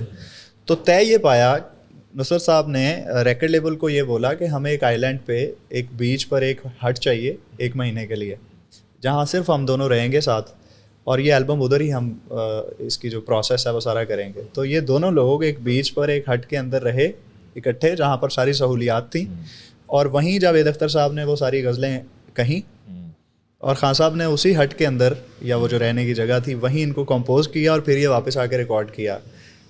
ماسٹر پیس اس طرح بنتے ہیں. آرٹسٹ جو ہوتا ہے نا اس کا ذہن جتنا جھمیلوں سے پاک ہے نا وہ اتنی بہتر آرٹ بنا پائے گا. ٹھیک ہے, آج کل کے دور کو اب آپ ذرا امیجن کریں.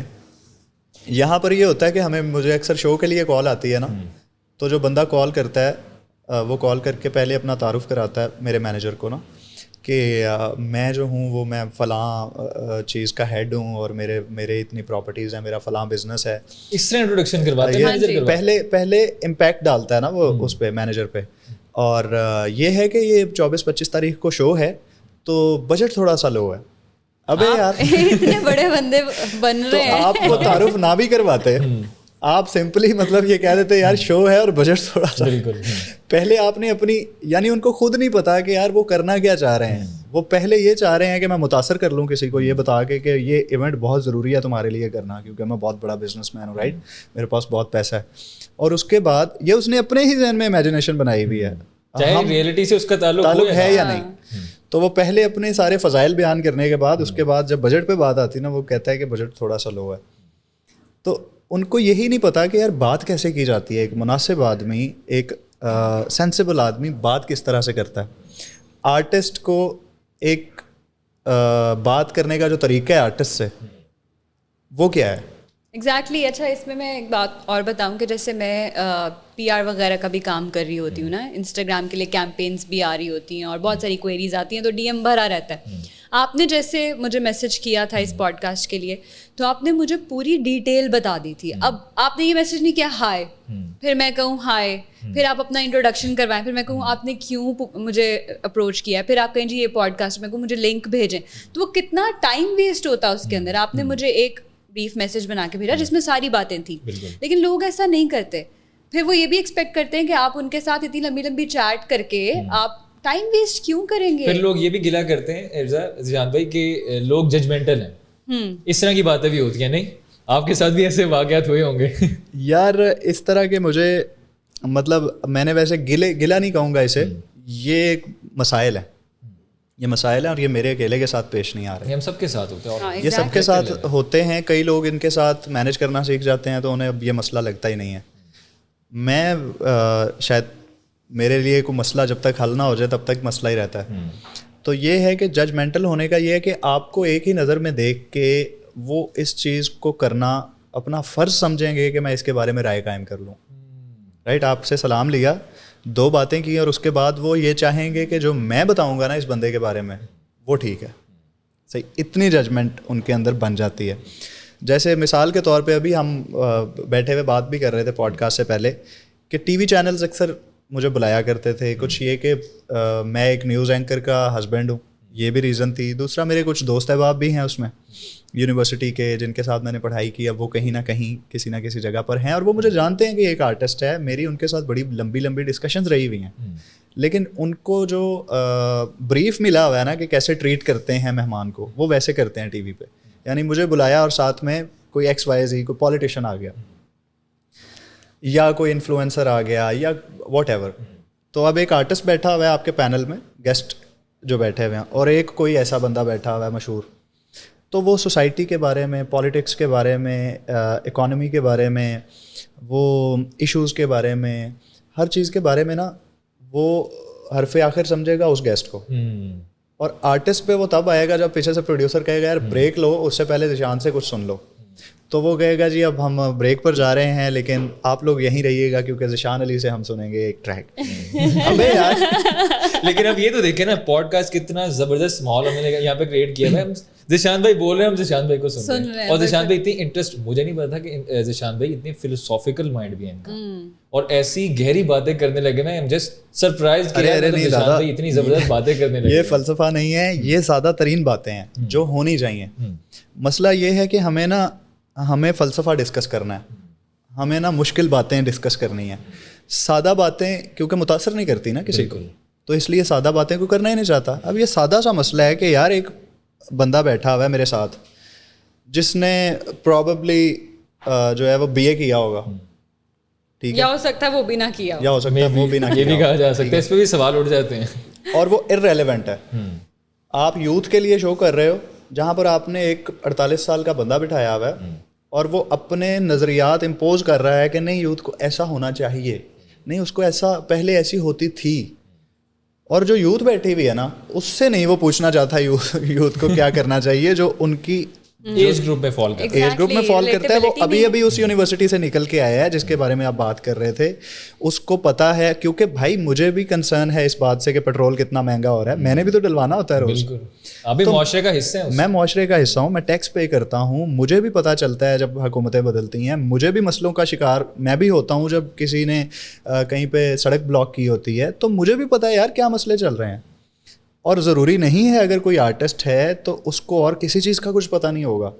اس میں قصور آرٹسٹ لوگوں کا بھی ہے کیونکہ انہوں نے ایجوکیشن, جو خاص طور پہ جو گھرانے ہیں میوزک کے, ان میں زیادہ تر بچوں کو تعلیم پہلے نہیں دلوائی جاتی تھی. اب یہ بڑا مناسب کلچر آیا ہے کہ اب وہ اچھے اچھے اداروں میں بھیجتے ہیں, ایجوکیشن دلواتے ہیں, لیکن ان کو واقعی میوزک کے علاوہ کسی بات سے کوئی کنسرن نہیں ہوتا تھا. تو کیا یہ میرا قصور ہے کہ ان کو نہیں ہوتا تھا اس لیے مجھے بھی کوئی نہ پوچھے؟ نہیں, مجھے اپنی بات کرنی ہے. اور جب تک آپ کسی چیز پہ بات نہیں کرتے نا, کہتے ہیں جتنا آپ لیٹ کسی چیز کے بارے میں آواز اٹھاتے ہیں نا اتنی زیادہ وہ چیز سہنی پڑتی ہے آپ کو.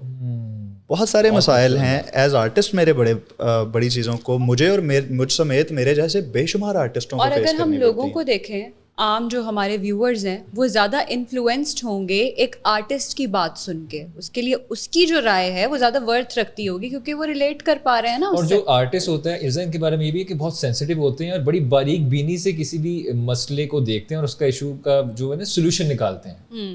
سینسیٹیو ان سینس کہ وہ ایک کین آبزرویشن رکھتے ہیں, ایسا نہیں کہ وہ بیچارے ان کا دل دکھ جاتا ہے چھوٹی بات پہ. اب میں آپ کو ایک ایسی ٹیکنیکل بات بتاتا ہوں, یہ مسئلہ نہیں ہے تو کیا ہے, مجھے کوئی جو صاحب اختیار لوگ ہیں ان میں سے کوئی اس کا جواب دے. اگر اس کا کوئی حل ہو اور مجھے نہیں پتا تو مجھے بڑی خوشی ہوگی کہ میں غلط ثابت ہوا ہوں.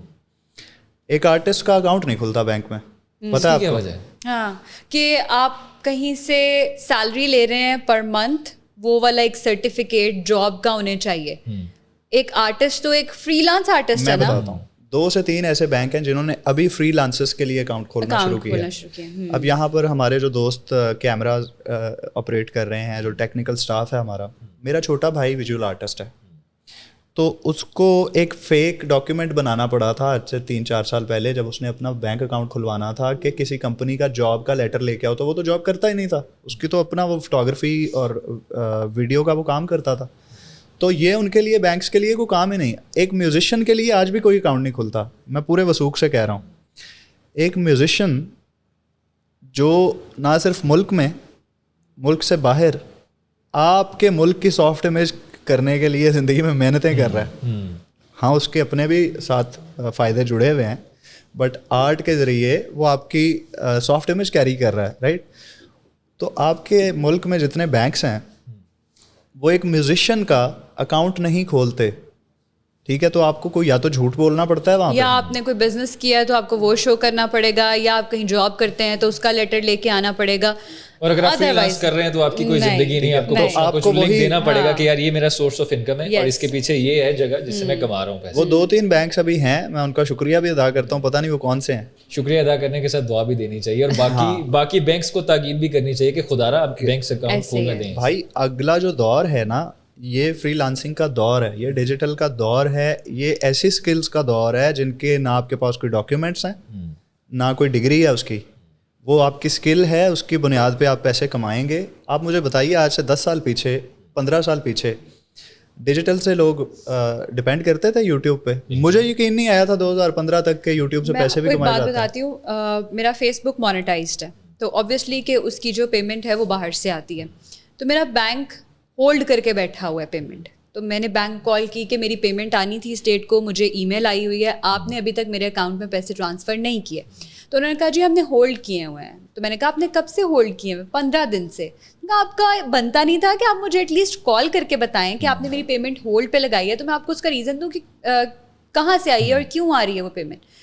تو اس بندے کو یہی نہیں پتا تھا کہ یہ ایک میڈیم ہے. وہ کہہ رہا ہے فیس بک آپ کو پیسے کیوں بھیج رہا ہے, یہ لے یعنی الٹا اس کو ایک شک ہونا شروع ہو گیا کہ پیسے کیوں بھیج رہا ہے, فیس بک آپ کو پیسے کیوں بھیج رہا ہے. میں نے کہا کیونکہ میں ایک کانٹینٹ کریٹر ہوں, تو میں فیس بک پہ کانٹینٹ بنا, تو آپ اس سے پیسے کیسے کماتی ہیں. میں نے کہا ایک سیکنڈ, کیا یہ میں آپ کو بتاؤں گی؟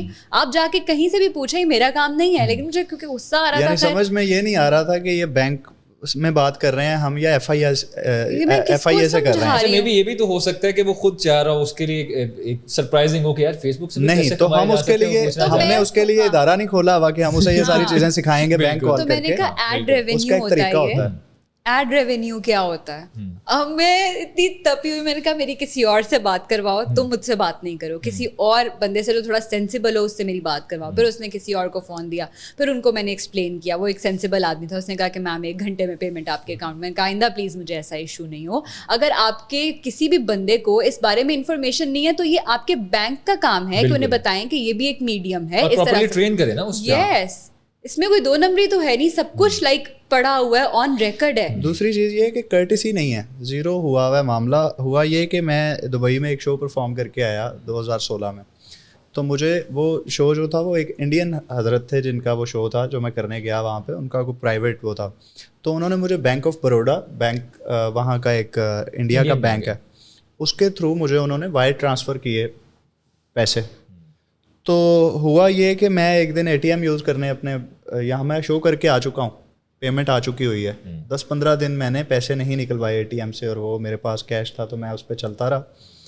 اور اس کے بعد اچانک میں بینک گیا ہوں تو میرا اے ٹی ایم جو ہے نا وہ اسے ایکسیپٹ ہی نہیں کر رہا, اور وہ لکھا ہوا آ رہا ہے کہ یہ آپ کا بلاکڈ ہے. مجھے سمجھ نہیں آئی, میں نے کہا آئی ڈونٹ نو یہ کیا ہے. تو میں بینک کال کرتا ہوں, میں انہیں کہتا ہوں کہ یار اس طرح سے ہو رہا ہے اور وہ مجھے بتائیں اس کے بارے میں. وہ کہہ رہے ہیں یار ہمیں تو نہیں پتا, آپ کے پاس اے ٹی ایم ہے؟ میں نے کہا تو وہ ڈالیں نا جا کے ادھر کریں. میں نے کہا یار وہ نہیں ہو رہا تو جبھی تو کال کر رہا ہوں بھائی, چیک کرو وہاں پہ تو نہیں ہے کچھ ایسا. جی نہیں پتا. تو کافی ساری کالس کرنے کے بعد جب میں بینک پہنچتا ہوں تو وہ مجھے کہا جاتا ہے کہ وہ اصل میں آپ کا پیمنٹ جو ہے نا وہ انڈیا سے آئی ہوئی ہے.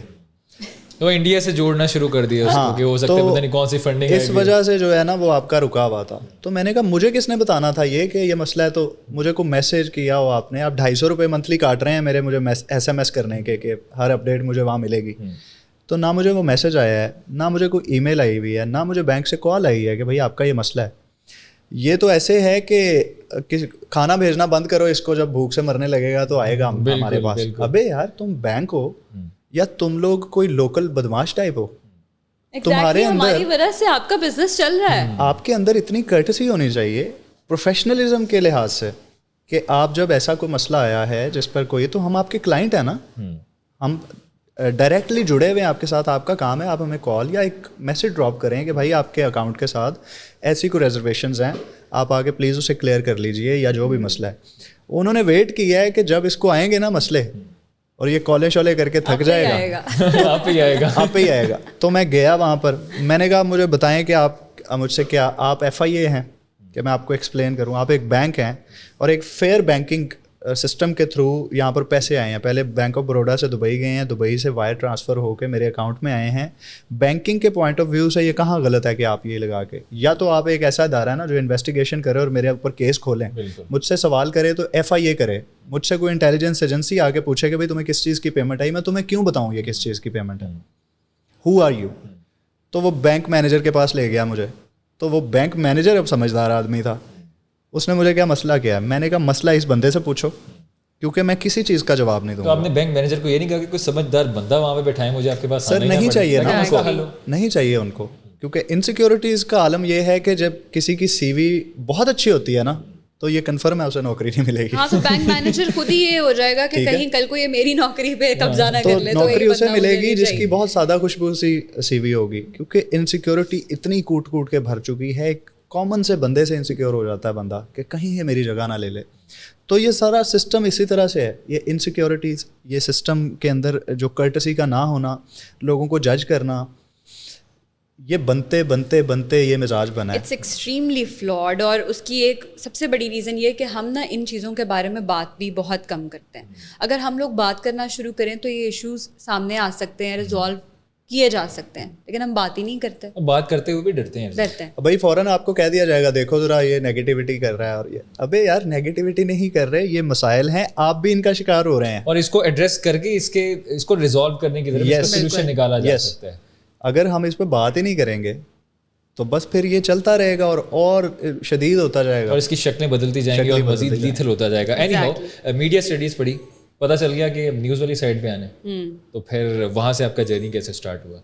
اچھا, یہ ایسے ہوا کہ پتہ تو تھا کہ نیوز اینکرنگ کرنی ہے, لیکن یہ نہیں سوچا تھا کبھی بھی کہ اسٹڈیز کے ساتھ ہی یہ شروع ہو جائے گا.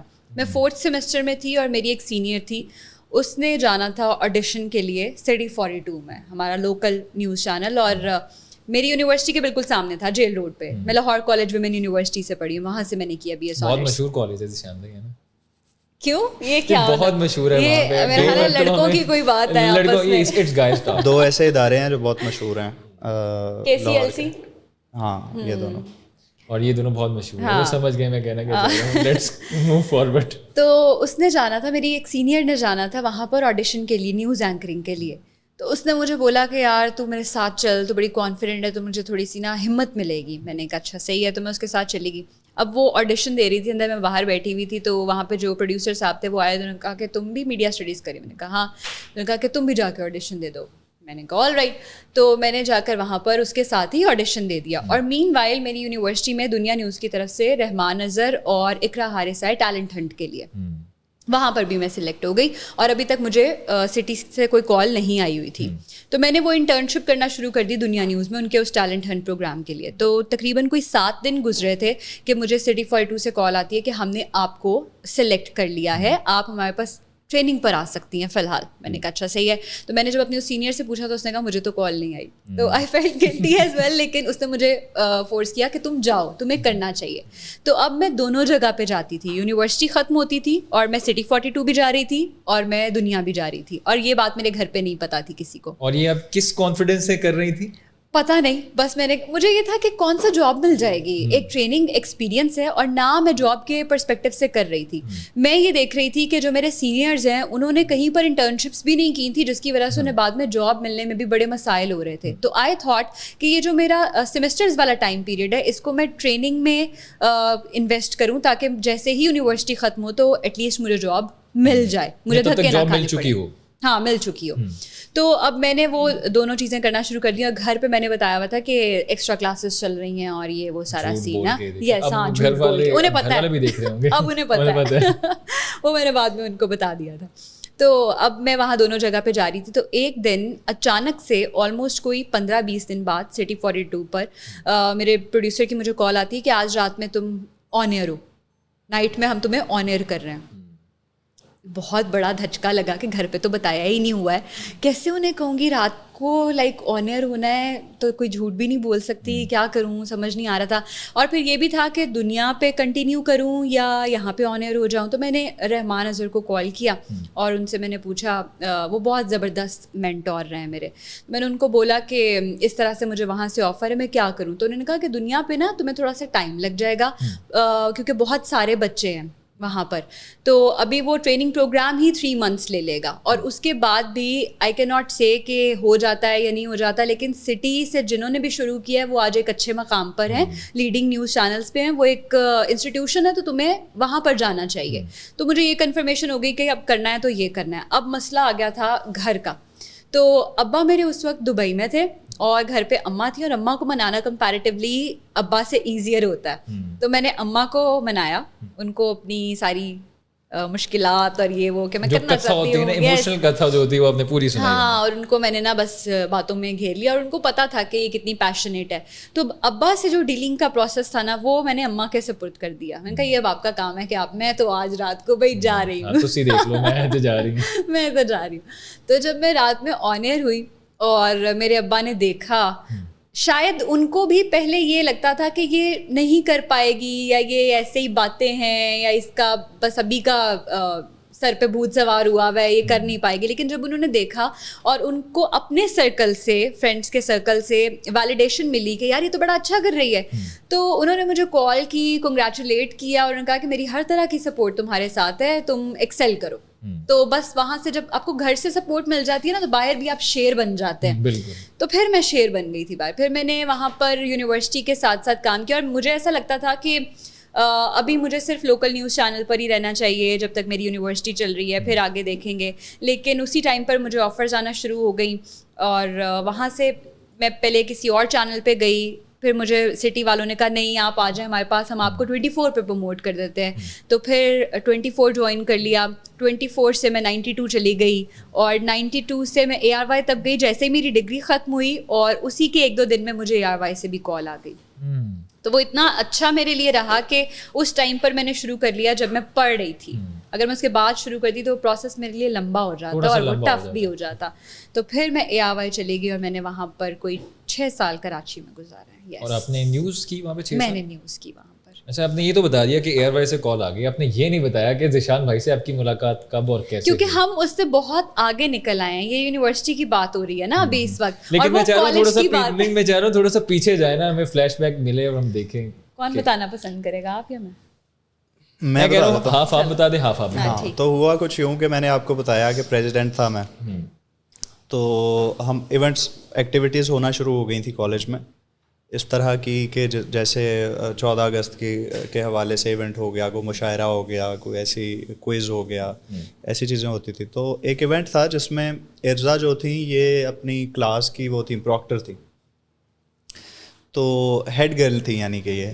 تو میں کیونکہ وہ پورا ایونٹ کروانا میری ذمہ داری ہوا کرتی تھی پریزیڈنٹ ہونے کے ناطے, تو میں وہ پورا ایونٹ آرگنائز کر رہا تھا. یہ اپنی پوری کلاس کو اس ایونٹ میں آڈینس کے طور پہ لے کے آئی ہوئی تھیں, دونوں لیڈ کر رہے تھے اپنی اپنی کیپیسٹی. جی.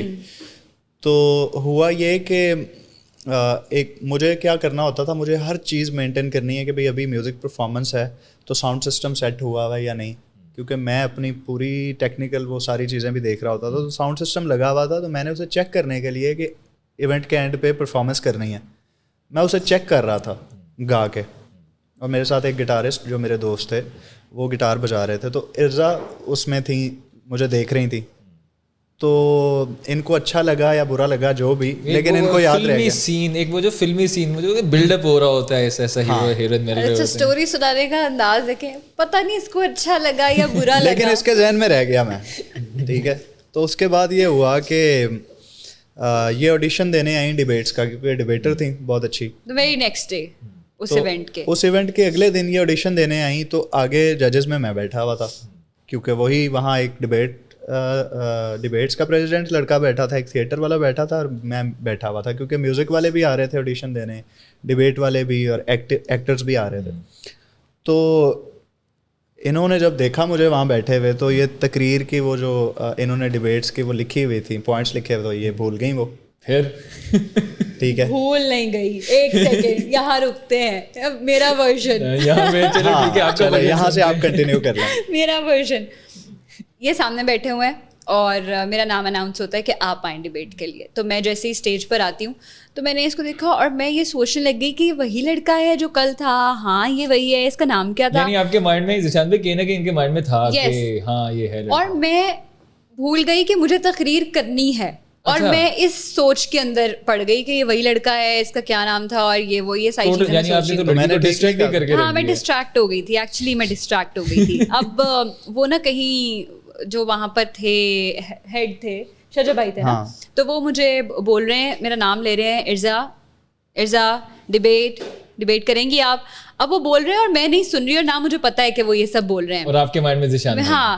تو انہوں نے کہا یہ کون پاگل لڑکی ہے, کہا پلیز آپ نیچے آ جائیں. کہا جی آپ نیچے آ جائیں. میں کہا اچھا, اور میں نیچے آ گئی.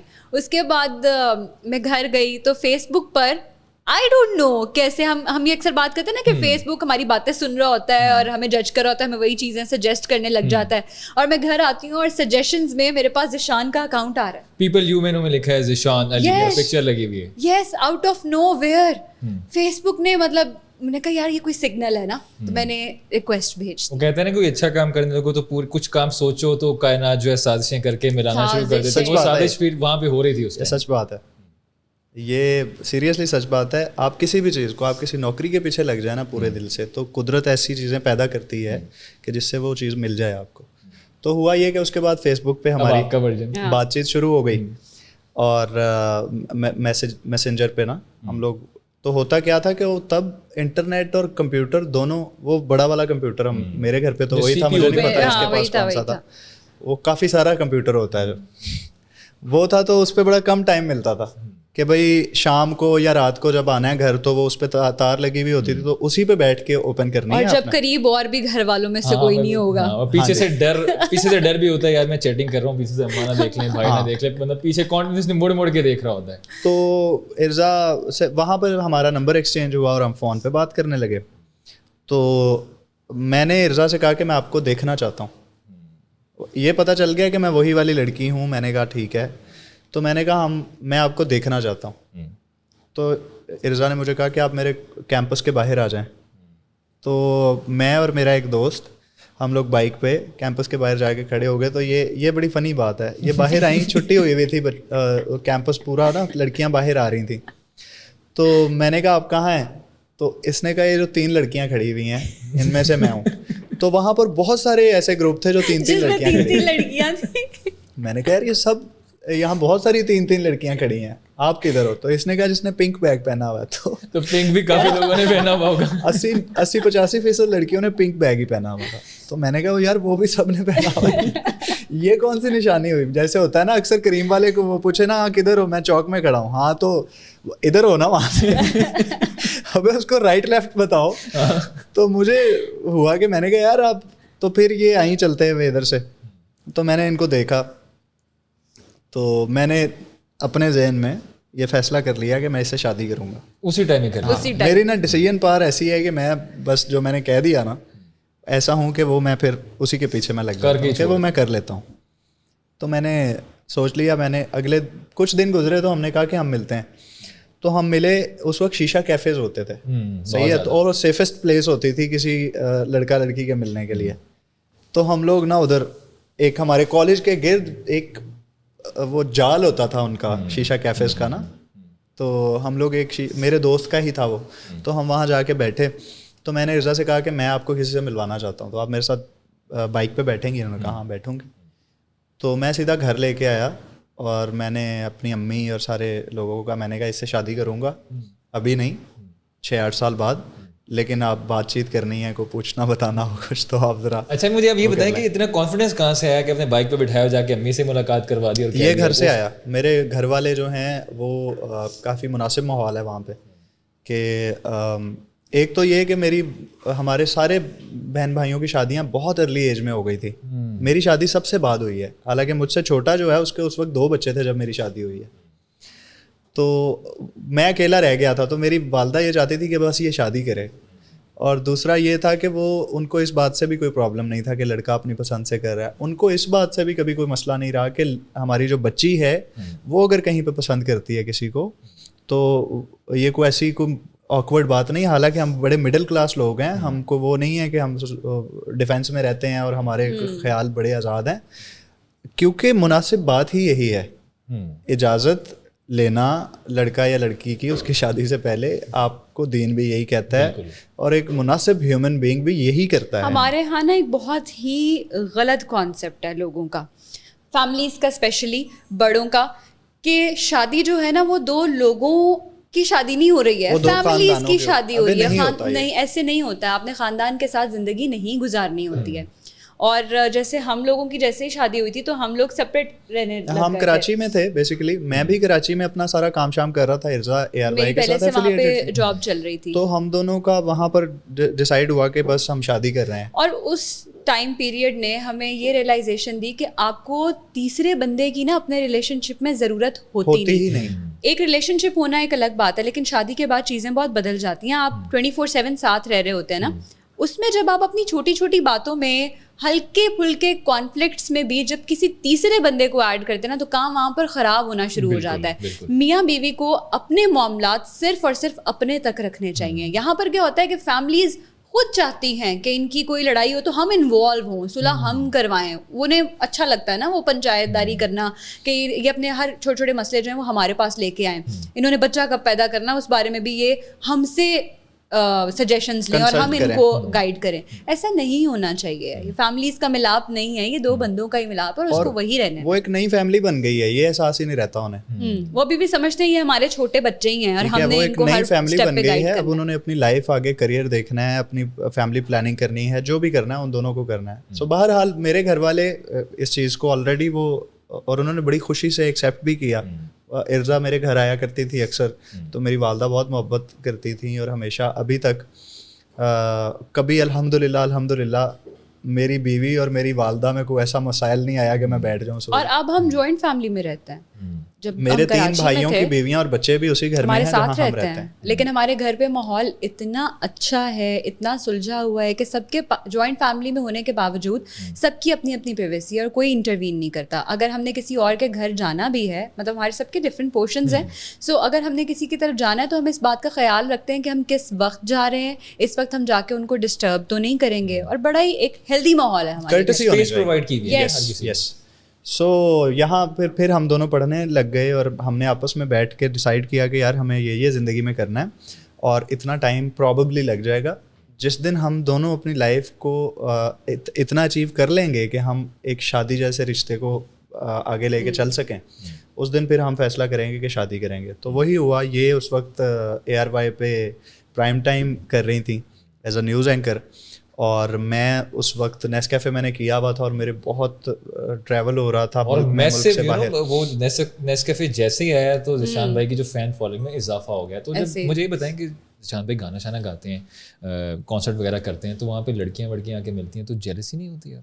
अच्छा, एक बड़ी फ़नी स्टोरी है, मैं आपको बताती हूँ. जब पंजाब कॉलेज में थे ना हम और हमारा नया रिलेशनशिप हुआ, तो उसके बाद जो फर्स्ट कॉन्सर्ट आया था, ज़िशान ने परफॉर्म करना था और मैं ऑडियंस में थी, तो बहुत सारी लड़कियां आई हैं देखने के लिए कि हम ज़िशान की गर्लफ्रेंड को देख के आएंगे. तो ये बड़ा होता था उस टाइम पर. और विद टाइम, क्योंकि हम दोनों उस टाइम पर बच्चे थे, बहुत छोटे थे. कॉलेज के बच्चे क्या बच्चे होते हैं, मतलब नई नई हवा लग रही होती है आपको, पढ़ निकल रहे होते हैं. यस, तो आप अभी चीज़ें लर्न कर रहे होते हैं. तो उस टाइम पर शायद हम दोनों ही थोड़े स्टूपिड थे और इस तरह की चीज़ें सोचते थे, वो पोजेसिवनेस और ये वो. लेकिन विद टाइम हमने एक दूसरे को ग्रो होते हुए देखा है और हमें पता है हम दोनों एक दूसरे के लिए कितने सिंसियर हैं और कितने लॉयल हैं. सो वो चीज़ खुद ही ख़त्म होती चली गई. अब यानी वो साबित करने वाली बात नहीं रही. हम दोनों इतना मिजाज समझते हैं एक दूसरे का कि हमें पता है कि हम क्या कर सकते हैं और क्या हम नहीं कर सकते. आंखों के इशारे से समझ आ जाता है कि हाँ यार ये फलां जगह पे बैठे हैं, चलो उठने का टाइम हो गया, चलो यहाँ से बोर हो गए, जाना है. तो वो ये कोई मसले नहीं रहे हमारी ज़िंदगी में, ये वाले हमने उन्हें सॉर्ट आउट कर लिया हुआ है बहुत पहले. अच्छा, मुझे ये बताएं, न्यूज़ मीडिया में आप आ गई. अब हर फील्ड के, कोई भी फील्ड है, कोई भी जॉब हम करते हैं, उसके नेगेटिव साइड्स भी होते हैं और उसके पॉजिटिव साइड्स भी होते हैं. मीडिया इंडस्ट्रीज़ के आपकी नज़र में नेगेटिव साइड क्या है और पॉजिटिव साइड क्या है? जब मैं इस फील्ड में आ रही थी तो उस टाइम पे मैं बहुत ज़्यादा फैसिनेटेड थी इस फील्ड को लेके और बहुत अपनी एक मेरी दुनिया थी और मुझे लगता था कि बड़ा एक्सेल करना इजी होता है यहाँ पर, लेकिन ऐसा नहीं था. बहुत टाइम लग जाता है आपको. और आई फील लकी कि मुझे उतना टाइम नहीं लगा, लेकिन मैंने अपने से भी सीनियर लोगों को अभी तक मैं स्ट्रगल करते हुए देख रही हूँ. तो यहाँ पर एक तो लक फैक्टर बहुत ज़्यादा इन्वॉल्व करता है. ठीक है, कुछ लोगों के लिए बहुत ज़्यादा मुश्किल हो जाता है और स्पेशली फॉर विमेन. ठीक है, अगर वो जल्दी एक्सेल कर जाती हैं तो अक्सर औकात लेबल लग जाता है कि ये कोई शॉर्टकट्स लिए होंगे. ठीक है, तो वो एक जो लेबल है ना कि कोई प्रेफरेंशियल ट्रीटमेंट मिला है इसको, उससे बचना एक खातून के लिए वो एक अजाब है. और अगर उसको थोड़ा टाइम लग रहा है तो उसमें ही आ जाएगा उनते या बुढ़ी हो गई है, अब तो वो इसमें चार्म नहीं रहा. क्या मतलब है, शक्ल या पर्सनालिटी बिकनी है, आपका काम नहीं बिकना. आई अग्री कि सबसे पहले चेहरा, फिर आप कैसे बोलते हैं और उसके बाद आपका दिमाग. जब भी हम किसी को भी देखते हैं तो हम उसे जज करते हैं उसकी पर्सनालिटी से, बाद में आप किसी से बात करते हैं और देखते हैं कि इसका इंटेलेक्ट लेवल क्या है. लुक्स मैटर करती हैं, नो डाउट. आप कैसे बोल रहे हैं मैटर करता है, नो डाउट.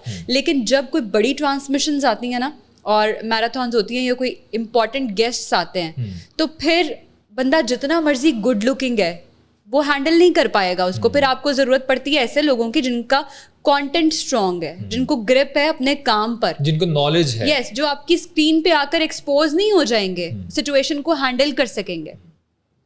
تو میڈیا میں بہت سارے لوز بھی ہیں اس فیلڈ کے. اور فیوریٹزم ہوتا ہے, فیوریٹزم بالکل ہوتا ہے. اگر میں کہوں کہ نہیں ہوتا تو ایسا نہیں ہے, بالکل ہوتا ہے. لیکن ہر ایکسل کرنے والی لڑکی پر یہ لیبل لگا دینا کہ یہ کسی اور ہی طریقے سے آئی ہوگی یا کچھ, تو وہ بالکل غلط ہے. بہت سارے لوگ ہیں اور بہت ٹیلنٹڈ ہیں اور بہت محنت کر رہے ہیں, لیکن ہر کسی کی نا اپنی ٹائم لائن ہے, اپنی جرنی ہے. کسی کو جلدی مل جاتا ہے, کسی کو لیٹ ملتا ہے. لیکن اگر آپ محنت سے لگے ہوئے ہیں, کنسسٹنسی سے لگے ہوئے ہیں, اور لوگ ارد گرد کیا کر رہے ہیں اس پہ فوکس نہیں کر رہے, تو آپ کو ملے گا انشاءاللہ. اچھا, ایک اور بھی جو میں نے چیز ایک دیکھی ہے, ہر فیلڈ میں ہیرسمنٹ کے بھی ذیشان بھائی ایشوز آتے ہیں, تو اس فیلڈ میں کچھ اس طرح کے مطلب جو باتیں ہوتی ہیں اس میں صداقت ہے؟ یہ صرف میڈیا میں نہیں ہے, ٹھیک ہے. میری بہت ساری فرینڈس جو کہ کسی اور فیلڈ آف لائف سے ایسوسیٹیڈ ہیں, ان کے پاس بھی اس طرح کے مسائل آتے ہیں, ٹھیک ہے. ہمارے ہاں بھی ہوتے ہیں, میڈیا انڈسٹری میں بھی ہیں, لیکن ہر میڈیا آرگنائزیشن کے اندر ایک پراپر HR ڈپارٹمنٹ ہے, صحیح ہے, جو ان ایشوز کو ٹیکل کرتا ہے. I don't know about any other organisations, لیکن جہاں پر میں کام کر رہی ہوں میں وہاں کے بارے میں بتا سکتی ہوں کہ ہمارا HR جو ہے اس حوالے سے بہت افیکٹو ہے. آپ کو کوئی بھی مسئلہ ہے, کسی بھی شخص سے مسئلہ, آپ جا کے اس کے خلاف وہاں پر کمپلین فائل کر سکتے ہیں, چاہے وہ جس بھی لیول پہ ہے, اس ہائرارکی میں وہ جہاں پر بھی آتا ہے. آپ جا کے اس کے بارے میں کمپلین فائل کر سکتے ہیں اور اس کے اوپر پراپر انویسٹیگیشن ہوگی, اور جو بھی کلپریٹ ہوگا اس کو اس کے لیے سزا بھی ملے گی. اور ہر ادارے میں ایسا ہوتا ہے. اب اگر کوئی ڈر کی وجہ سے وہاں پر نہیں جاتا اس کو رپورٹ کرنے کے لیے کہ کل کو میرے بارے میں کیا سوچا جائے گا, یا پتہ نہیں میرے خلاف ہی کچھ نہ آ جائے, اتنی کریج ایٹ لیسٹ ہم میں ہونی چاہیے کہ ہم جا کے اس چیز کو پھر اپنی آرگنائزیشن کی حد تک, میں یہ نہیں کہہ رہی کہ پبلکلی آ کے آپ ایک دم سے بغیر ثابت کیے ہوئے اس چیز کو بولنے لگ جائے, لیکن ایٹ لیسٹ اپنی آرگنائزیشن کی حد تک آپ کو HR میں اس کو رپورٹ ضرور کرنا چاہیے. اور ہر نیٹ ورک کے اندر لڑکیوں کو آپس میں اتنا اسٹرانگ ہونا چاہیے. میں خاص طور پہ عورتوں کے بارے میں بھی بات کری, کیونکہ ہراسمنٹ کا زیادہ شکار جو ہیں وہ عورتیں ہی ہوتی ہیں, ٹھیک ہے, انہیں ایکسپلائٹ کیا جاتا ہے. تو ان کی بانڈنگ آپس میں اتنی اسٹرانگ ہونی چاہیے. لیکن انفارچونیٹلی اس میں قصور لڑکیوں کا بھی ہے, کیونکہ سب سے پہلے کسی مرد سے بھی پہلے بات کرنے والی نا خواتین ہی ہوتی ہیں دوسرے کے بارے میں. اپنے ذہن میں انہوں نے ایک پرسیپشن قائم کر لی ہوتی ہے کہ اگر اس کو تھوڑا سا کچھ مجھ سے زیادہ مل گیا ہے تو وہ پریفرینشیل ٹریٹمنٹ کی وجہ سے ملا ہے, کیونکہ اس نے ایسے, یس. تو آپ کو اپنی بانڈنگ اتنی اسٹرانگ ہونی چاہیے کہ اگر کوئی ایک لڑکی بھی کسی اس چیز کا شکار ہوتی ہے تو وہ جو بندہ ایسا کر رہا ہے نا, اس کو یہ ڈر ہو کہ ساری میرے پیچھے آ جائیں گی, تو ایکسپلائٹ نہ کر سکے کوئی آپ کو. اچھا, مجھے اب یہ بتائیں کہ نیوز اینکر, نیوز میڈیا میں یہ بات کہی جاتی ہے کہ یار نیوز اینکر کو صرف اور صرف اس کی انڈسٹری کے لوگ جانتے ہیں, لیکن انڈسٹری سے باہر لوگ نہیں جانتے انٹل اور انلیس جب تک اس کو پروگرام نہ مل جائے.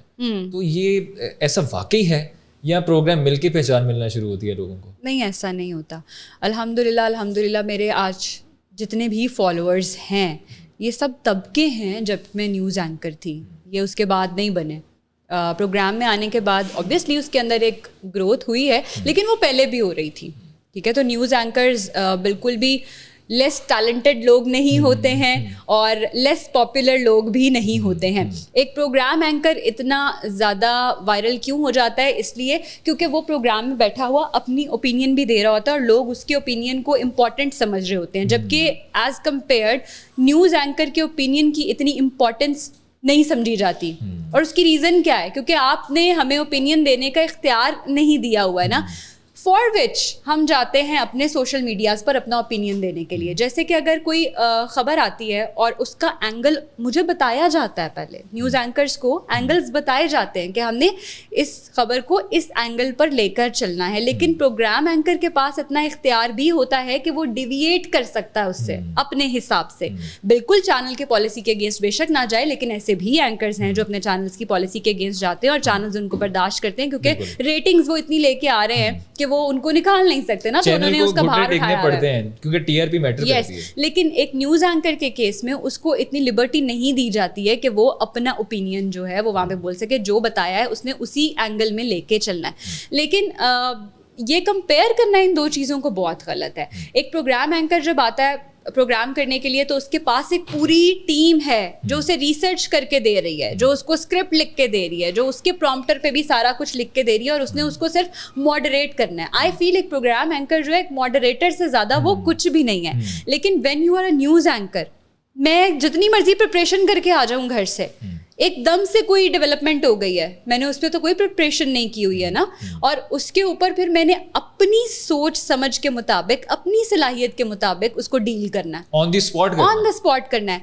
आपके पास कोई गेस्ट आ गया है एकदम से लाइन के ऊपर, मैं आपको वसूख से बताती हूँ कि जितने लोग ये जो रन डाउन प्रोड्यूसर्स और एग्जीक्यूटिव प्रोड्यूसर्स बहुत कम होते हैं कि वो उस जॉब के काबिल हों. ठीक है, मैंने जिन लोगों के साथ काम किया है मैं उनकी बहुत इज्जत करती हूँ, मैंने बहुत कुछ सीखा है, लेकिन उनमें बहुत कम लोग हैं जो उस पाए के हैं जिन्होंने वो जॉब के हकदार हैं. लेकिन बहुत सारे लोग ऐसे हैं कि वो जब हमें सवाल बताते हैं ना कि ये सवाल करो, तो उस सवाल पे ही हंसी आ जाती है. मुझे हंसी आ रही है तो जो सुनने वाला उसको हंसी आएगी, जो गेस्ट है वो मेरी बेइज्जती कर देगा कि आपने ये मुझसे क्या सवाल किया. और उसके बाद सब लोग यही बातें कर रहे होते हैं, यार फलां एंकर ने ये सवाल पूछा था, जिन्होंने ये नहीं पता कि जिसने पीछे से ये सवाल डायरेक्ट किया है वो तो बंदा कोई और है. हजीमत का सामना एंकर को करना पड़ जाता है, एंकर को करना पड़ जाता है. और फिर एक बात जो बहुत ज्यादा सुनी जाती है कि एंकर तो भाई एक ही बात को बार बार रिपीट किए जा रहा है. उसकी रीजन ये है कि जैसे कोई खबर ब्रेक होती है, शायद हमारे जो आम व्यूअर्स हैं उनको इस बात का नहीं पता, जैसे कोई खबर ब्रेक होती है तो उसके बारे में सारी इन्फॉर्मेशन फौरन नहीं आ जाती.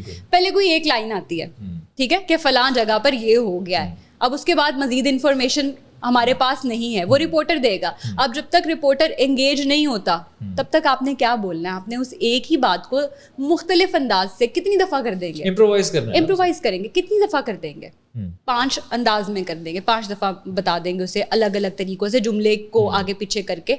उसके बारे में आपने जो अब तक कोई इन्फॉर्मेशन सुनी हुई है अपनी इन्फॉर्मेशन के मुताबिक आप वो बता देंगे. लेकिन जो फैक्ट्स हैं वो तो आपको रिपोर्टर देगा ना, जो उस वक्त वहाँ पर जिसके पास वो खबर थी या जो ऑन ग्राउंड मौजूद है. तो जब तक वो एंगेज नहीं होगा वो बताएगा, फिर आप उसको मजीद उसके अंदर कुछ डालेंगे. सो ऑब्वियसली एक न्यूज़ एंकर का काम एक प्रोग्राम एंकर से डिफ़िकल्ट है. अच्छा, मुझे ये बताएं, सोशल मीडिया आने के बाद, ठीक है, बहुत एक्टिवली ईशान भाई काम हो रहा है, लोग कह रहे हैं कि टीवी की वर्थ ख़त्म हो चुकी है, समझ लें कि टीवी ख़त्म है, सोशल मीडिया क्योंकि मोबाइल हाथ में, it is a new TV. तो लग रहा है कि एंकर्स की या हमारी ये जो फील्ड है इसकी वर्थ कम होती जा रही है सोशल मीडिया के आने के बाद. ऐसा है तो उसकी रीज़न अब देखें ना, सोशल मीडिया पर आना पड़ा है तमाम टीवी चैनल्स को भी.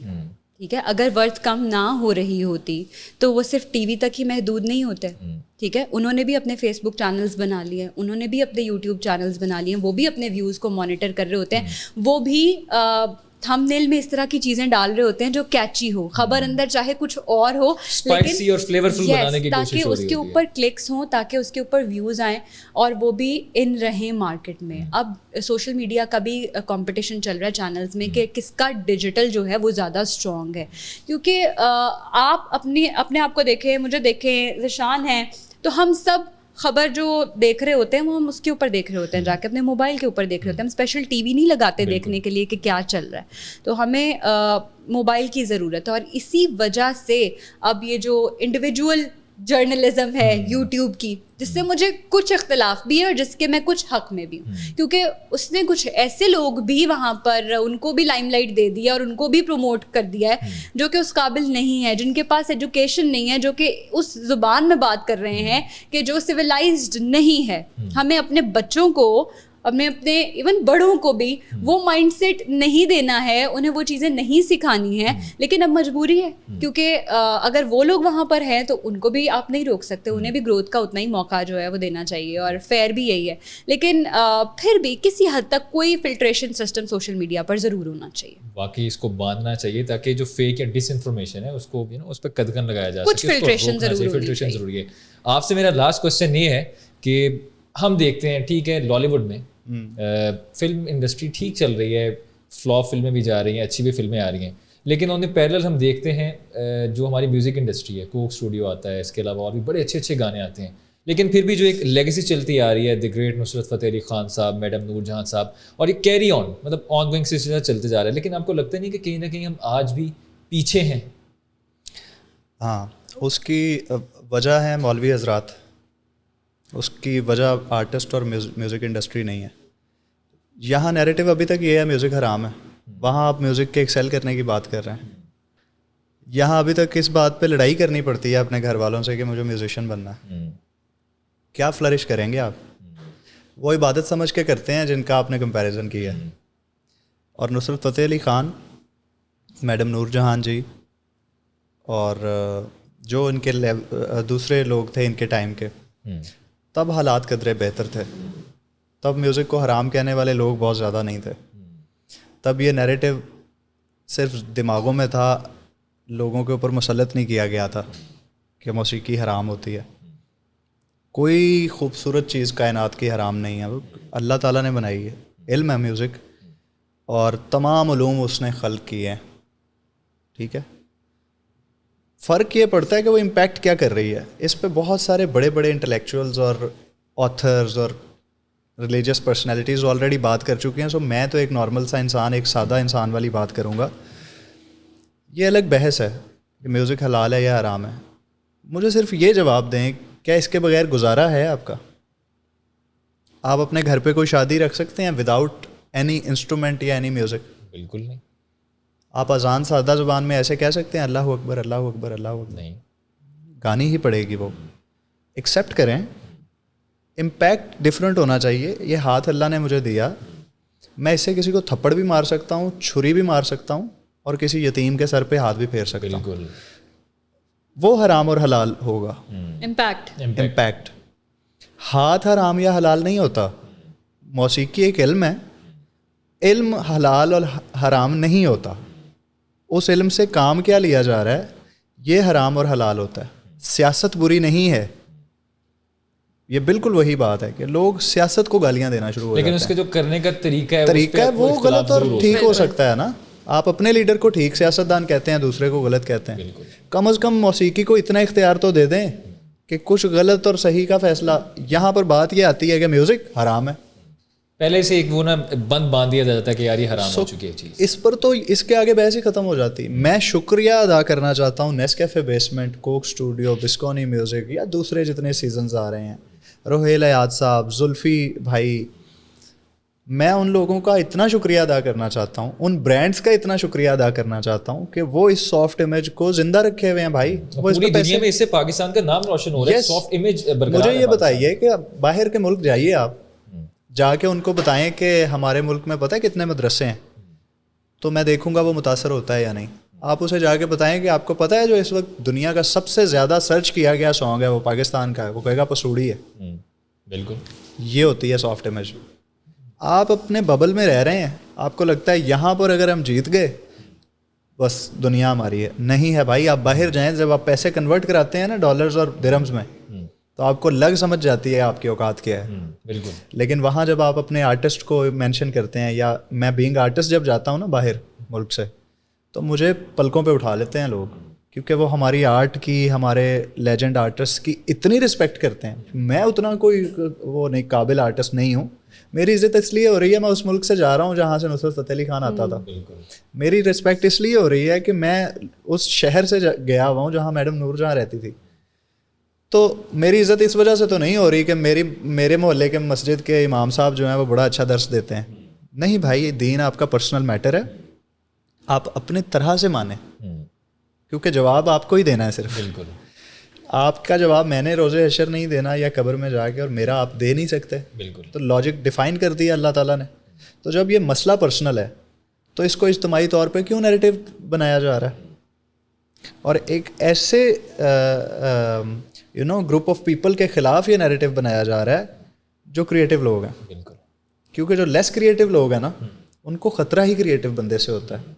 جو نالائق انسان ہوتا ہے نا, اس سے مسئلہ ہمیشہ لائق لوگوں سے ہوتا ہے. وہ انسیکیور, ڈر محسوس کرتے ہیں کہ یار یہ لوگ شاعر, ادیب لوگ, پینٹرز, تھیٹر والے لوگ, ایکٹرز, میوزیشنز, گلوکار, کمپوزرز, یہ ایسے لوگ ہیں جن کو باقی دنیا سب سے ٹاپ پہ ریٹ کرتی ہے. اور پھر گلا شکوہ یہ کیا جاتا ہے کہ یہ لوگ ملک چھوڑ کر باہر کیوں چلے جاتے ہیں. بھائی آپ یہاں پر ان کو حرام حرام حرام حرام اتنا کریں گے, ان کو ہر وقت یہ ڈر پڑا ہوا ہے میں نیچے نکلوں گا کوئی بندہ مجھے ثواب کا کام سمجھ کے مار دے گا, یہ کہہ کے کہ یہ تو حرام کام کر رہا تھا.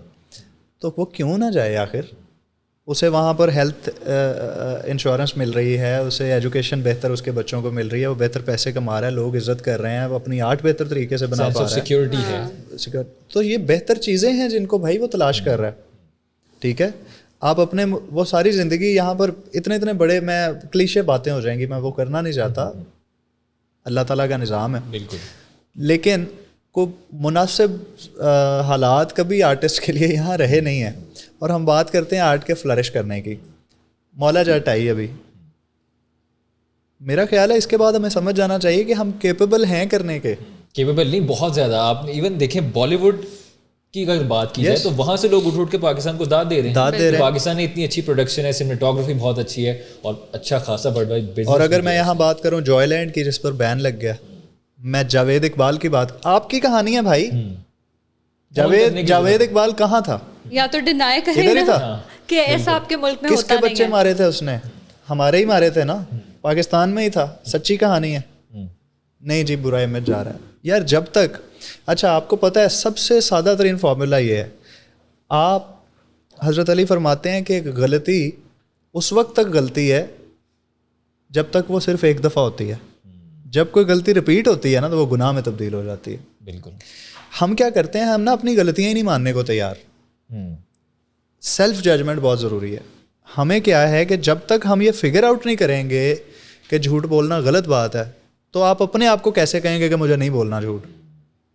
پہلے آپ اپنے آپ کو بتائیں گے جھوٹ بولنا غلط ہے, پھر آپ اسے بولنا چھوڑیں گے. اور اپنی غلطیوں کو ماننے کی بجائے غلطیاں مزید کرتے. تو ہو یہ رہا ہے کہ ہم ایک غلطی چھپانے کے لیے اس کے اوپر ایک چادر ڈالتے ہیں, اس کے اوپر ایک اور غلطی ہو جاتی ہے, پھر ہم ایک اور چادر ڈالتے ہیں, اور ایسی چادروں کی دیواریں بنی ہوئی. میرا خیال ہے کہ پوڈ کاسٹ جو ہے نا گھنٹوں چل سکتا ہے, اور یہ چلا بھی سکتے ہیں. لیکن اس کے بعد میں آپ سے یہ پوچھوں گا, مجھے یہ بتائیں کہ ارزا خان کی کامیابی کی جو سیکرٹ ساس ہے وہ کیا ہے؟ میری کامیابی کی سیکرٹ ساس کیا ہے؟ میری کامیابی کی سیکرٹ ساس, اور کیا میں کامیاب ہوں؟ ہو سکتا ہے میں ہوں, یہ بھی ہو سکتا ہے. آئی تھنک میں اپنے آپ کو کامیاب نہیں سمجھتی. مجھے لگتا ہے کہ ابھی میں اسٹرگل کر رہی ہوں, اور ابھی منزل بہت آگے ہے, کیونکہ اگر میں نے یہ سوچ لیا کہ میں نے ابھی سب کچھ اچیو کر لیا اینڈ آئی ایم سکسیزفل, تو میری وہ جو ایک فورس ہے نا جو مجھے ڈرائیو کر رہی ہے مزید بہتر کرنے کے لیے اور آگے بڑھنے کے لیے, وہ پھر ختم ہو جائے گی. اچھا, ڈرائیونگ فورس تو چلتی رہتی ہے, لیکن وہ کہتے ہیں نا کہ چھوٹے چھوٹے جو اپنے اسٹیپس لیے ہوتے ہیں جو آپ کی کامیابی کا ذریعہ بن رہے ہوتے ہیں, ایسا ایسا ان کو ایکنالج کرنا چاہیے, کیونکہ اس سے بھی آپ کا دل اور جگرا کہتے ہیں نا ذرا بڑا ہو جاتا ہے. تو اس چیز کا آپ کریڈٹ کس کو دیتے ہیں, یا کون سی آپ کی ایسی خوبی ہے یا ماں باپ کی دعائیں ہیں, اس کے بارے میں تھوڑا سا بتائیں.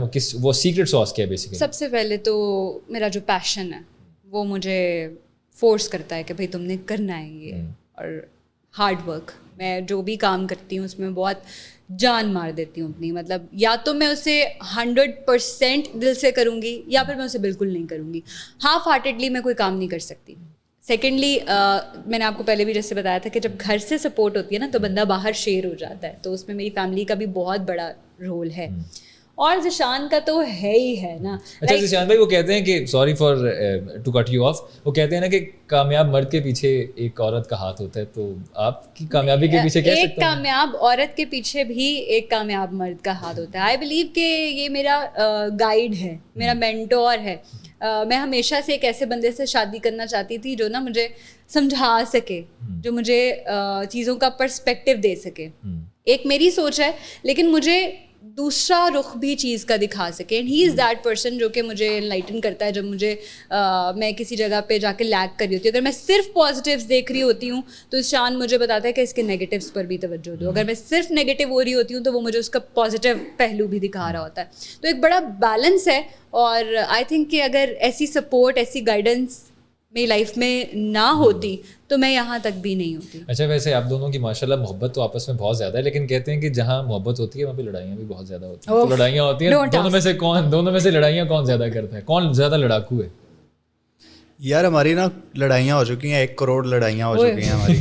وہ کس بات پہ ہوتی ہیں؟ شادی سے پہلے ہوئی ہیں, وہ شادی کے بعد الحمدللہ ہماری کبھی لڑائی نہیں ہوئی. اختلافات ہوتے ہیں اور وہ ہونے بھی چاہیے, رہنے چاہیے. ہم مشینیں تھوڑی ہیں, پسند ناپسند اختلافات چھوٹے موٹے ایسے ہی کہ یہ کلر نہیں, یہ مجھے اس کلر کا صوفہ چاہیے. کپڑے خریدنے پہ لڑائی ہوتی ہے, ٹی وی کا ریموٹ کون اٹھائے گا اس پہ لڑائی ہو جاتی ہے. اچھا, ٹی وی کے ریموٹ پہ تو ہمارے گھر بھی ہوتی ہے, وہ آلموسٹ ہر گھر کی کہانی ہے کہ کس نے. نہیں, اس پہ ہم دونوں کی نہیں ہوتی لڑائی, اس پہ ہوتی ہے ہماری بیٹی سے ہماری, अच्छा अच्छा अच्छा, यानी ये आप वो दोनों हम एक दोनों को पार्टी नहीं हैं। देती, हम दोनों एक पार्टी हैं, वो दूसरी पार्टी है। तो मोबाइल फ़ोन पे, टैब पे और उस पे टीवी पे, वो चाहती है कि वो अपनी मर्ज़ी की चीज़ें उस पर चलाए, हम ये चाहते हैं कि हम इसे को मुनासिब चीज़ लगा दें क्योंकि जो वो चीज़ें देख रही होती है उसमें सब कुछ ही आ रहा होता है ना, कोई फ़िल्टर नहीं लगा हुआ, कुछ नहीं, वो रील्स देखती है वो यूट्यूब पे। तो अब वो ये तो नहीं हो सकता कि बच्चों वाली ही आएँ सारी रील्स, उसमें कुछ भी आ सकता कुछ भी आ जाता है। तो लेकिन वो अभी बहुत छोटी है तो अभी हम उसे कुछ बहुत ज़्यादा वो नहीं करना चाहते। नहीं, हम है। उसे अच्छा, उसमें प्रेशराइज नहीं यूट्यूब करते किड्स बिल्कुल। दिखा देना, यूट्यूब नहीं, उसे पता है ना कि उसे YouTube पता है। किड्स पे और कंटेंट है। यस, शी नोज, वो 2.5 साल की है लेकिन वो दादी अम्मा है। और लेकिन उसको- हमारी, मेरा ख्याल है जितनी लड़ाइयाँ शड़ाइयाँ थी ना, वो जो होती हैं मतलब एक कॉलेज के कपल में, ज़माने में हो गई हुई वो हैं कॉलेज के वो ज़माने में हो जो गई। जिशान भाई कह रहे हैं ना कि करोड़ों हुई हैं, वो आपने सारी जिंदगी की कॉलेज के कर दौरान ही ली, कर और ली। इतनी सिमें तोड़ी हुई है ना मैंने कि कांटेक्ट ही खत्म, इधर लड़ाई हुई, सिम लड़ाई तोड़ होती दी। थी ये तो आगे जाके लंबा कांटेक्ट रखना था ना, तभी तोड़ी थी आपने। हाँ, और इतना हो गया था ये कि वो जोंग यूज़ करते थे। फ्रेंचाइज वाले Zombie उन्हें नया पता तो था। वो लिबर्टी पे ना फ्रेंचाइज थी उनकी काफ़ी बड़ी, तो इतना ये होता था सिम तोड़ने वाला कि मैं जब दरवाज़ा खोल के अंदर जाता था ना, तो वो जो सामने खातून या मर्द बैठा होता था वो सिम मिलाने लग जाते थे, आ जाओ। सिम ले जाओ। अच्छा, रफली वैसे कितनी सिमें तोड़ी होंगी आपने आज तक? बिजनेस तो ठीक ठाक करवाया होगा जोंग के अंदर। बहुत 100 तो आराम से तोड़ी हूँ। नहीं, 100 से बहुत ज़्यादा है। अच्छा, कितने आराम से कैजुअली कह रही हैं 100 तो तोड़ी होंगी, जैसे कोई बात ही लिटरली नहीं। जैसे रोज लड़ाई होती थी और रोज सिम तोड़ देती थी मैं। यानी सिम तोड़ना ये होता था कि सिम तोड़ने का मतलब है कि बस ख़त्म, बस अब खत्म, इट्स ओवर। लेकिन वो आधे पौने घंटे बाद 2 घंटे बाद फिर से हम किसी ना किसी तरह से बात हो जाती थी, फिर मुझे जाना पड़ता था सिम लेने दोबारा, और ज़्यादातर हम इकट्ठे ही जाते थे कि ये यूनिवर्सिटी या कॉलेज होती थी तो मैंने वहाँ, अब वो सिम टूट गई ना ख़त्म, तो मैं पहुँच जाता था वहाँ, तो फिर वहाँ जब मसला हल हो जाता था तो फिर हम इकट्ठे वो, और अक्सर ऐसा भी हुआ है कि इधर सिम लिए, अभी फोन में डालिए, फिर लड़ाई हो गई। फिर उधर ही तोड़ दिया। निशान भाई, I do feel for you, क्योंकि मेरी सिमें तोड़ने वाली मेरी स्टोरी नहीं है, लेकिन हमारी लड़ाइयों वाली स्टोरी वो भी फेस चल रहा है। एनी हाउ, खाने पीने में क्या पसंद है आपको? खाने पीने में हम दोनों की चॉइसेस बहुत मिलती हैं, बहुत ज़्यादा मिलती हैं। हम लोग सेम चीज़ें ही खाते हैं ज़्यादातर। देसी खाते हैं और बहुत देसी, जंक भी खाते हैं, यानी वो जो हमारे यहाँ पे मिलता है ना वो तो देसी फास्ट जंक फूड, ही वो होता है, देसी ही है। यानी आप असल वाला पिज्ज़ा थोड़ी खा सकते हैं आप जो इटालियन है, बिल्कुल। उसका टेस्ट बहुत डिफरेंट होता है। ये तो हमारे इससे वाले close एक वो तो बताओ जो हमने एक कौन सी जगह से पिज़्ज़ा खाया था जिसमें धनिया भी था। तिम्मी ये कौन सा देसी पिज्जा खा लिया आपने? अरे धनिया? दादा सच्ची में उसके ऊपर धनिया छिड़का हुआ था उन्होंने। और ये किस जगह से खाया था? यार ये टिमीज टिम्मीज एक एक, हाँ, बिल्कुल जब नया नया आया था ना, लॉकडाउन लगा हुआ था और तो उसमें ना से सब देसी बंद था। घी की स्मेल आ रही थी। देसी घी का पिज्जा यार, में। देसी घी का पिज्जा ऊपर धनिया छिड़का हुआ है। तो लॉकडाउन की वजह से ना सब बंद था, एक ये खुला हुआ था। हो सकता है कि उनके पास, ओनर के पास कोई बंदा ना हो, उसने आप लोगों ने ऑर्डर कर दिया, उसने सोचा यार नहीं पिज्जा बंदे कैसे बंदे बनाए, थे, उसे वैसे कर बंदे बंदे थे उनके, मतलब वो ये नहीं कि कोई ऐसा टाइम नहीं था, 10-11 बज रहे थे, लेकिन 8 बजे का टाइम था ना वो बंद होने का। तो सिर्फ ऐसी जगह खुली रहती थी जो ऑर्डर पे आप मतलब ना ऑर्डर दे के या तो वो आपको गाड़ी में डिलीवर कर देंगे या घर पहुंचा देंगे। तो वो जौहर टाउन में जहाँ हम रहते हैं तो उसके पास ही, बिल्कुल पास में था ये। तो हमने कहा यार कहाँ हम निकलेंगे, तो हम जो पास पड़ रहा था वहीं चले गए। और उसने धनिया वाला पिज्जा ही खिला दिया। तो वो पहली और आखिरी दफ़ा था कि हमने धनिया डला हुआ पिज्ज़ा देखा और था हमारे देसी साथ घी एक का। इशू ये है कि अगर हमें कोई चीज़ पसंद आ जाती है ना, हम वही खाते तो हम रहते हैं। वही खाते रहते हैं, फिर महीनों हम वही खाते रहते अच्छा, हैं। ये लाहौरियों का ये मसला है। ऐसा शेख साहब हमारे साथ आए थे, वो भी ये कहते हैं कि लाहौरियों का मसला ये कि लाहौरी बटर चिकन, कबाब और मतलब मटन, ये इससे बाहर निकलते ही नहीं है, कोई दूसरी चीज़ ट्राई करते नहीं है। देख लिया उन्होंने, वो खाते जाना है, खाते जाना है, खाते जाना है। As compare to Karachi, Karachi में बहुत सारी कम्युनिटीज़ हैं, वहाँ पे आपको बहुत वैरायटी मिलती है। हम तो खैर कराची में भी यही करते थे, कराची में भी यही हम खाते थे। कराची में भी यही जो करते थे, पसंद जो आ जाता था पसंद आ वही गया खाते बस वही जाते जा थे। रहे हैं, अच्छा, वही मुझे खा रहे आप लोगों ने, कराची भी आप लोग इकट्ठे रहे हुए हो, लाहौर में भी हैं, खाना किस जगह का ज़्यादा अच्छा है? हैं। कराची, कराची का ज़्यादा अच्छा है। मैं जब शुरू में गई थी तो मैं वहाँ पे लोगों से लड़ती थी, अपने फेलोज से, जितने भी फ्रेंड्स थे उनसे लड़ती थी कि लाहौर के खाने का कोई जवाब नहीं है। लेकिन फिर वहाँ पे रहकर मुझे ये रियलाइजेशन हुआ, वापस आकर भी ये कराची का खाना बहुत कराची better है, कराची है। बहुत एक तो वहाँ पर ऑप्शंस बहुत ज़्यादा हैं क्योंकि वहाँ पर लोग अलग अलग तरह के बहुत ज़्यादा है ना, तो अलग अलग फ्लेवर्स भी मिलते हैं आपको। तो दूसरा ये है कि यहाँ लाहौर में ना चंद एक चीज़ें हैं जो कि सिर्फ मशहूर रह गई हैं, भज्जे के पाए। भज्जे के अल्लाह पाए जाने नहायत कौन सा ऐसा दौर overrated। था जब वो मज़े के होते थे।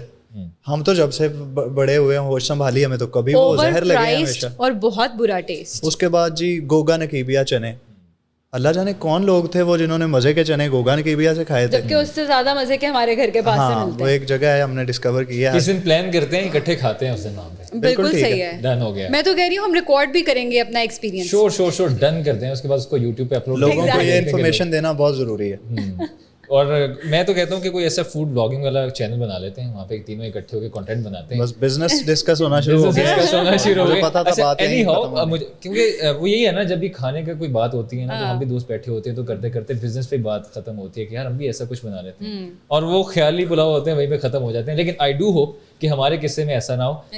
لاسٹ کوسچن مجھے بتائیں کہ نکاح کے بعد یا شادی کے بعد انسان کی ترقی ہوتی ہے, اور کہتے ہیں نا کہ نکاح سے برکت ہوتی ہے, انسان کا رزق میں اضافہ ہوتا ہے, تو ایسا کچھ ہے؟ بالکل, یہ سچ بات ہے.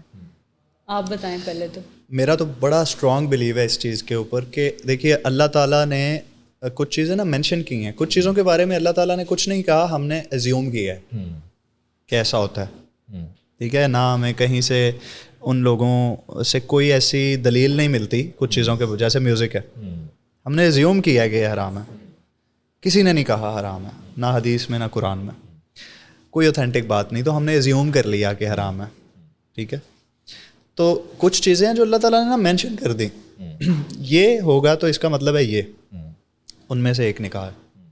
اللہ تعالیٰ نے یہ مینشن کیا ہے, حدیثوں میں آپ کو ملتا ہے کہ نکاح ایک بابرکت چیز ہے.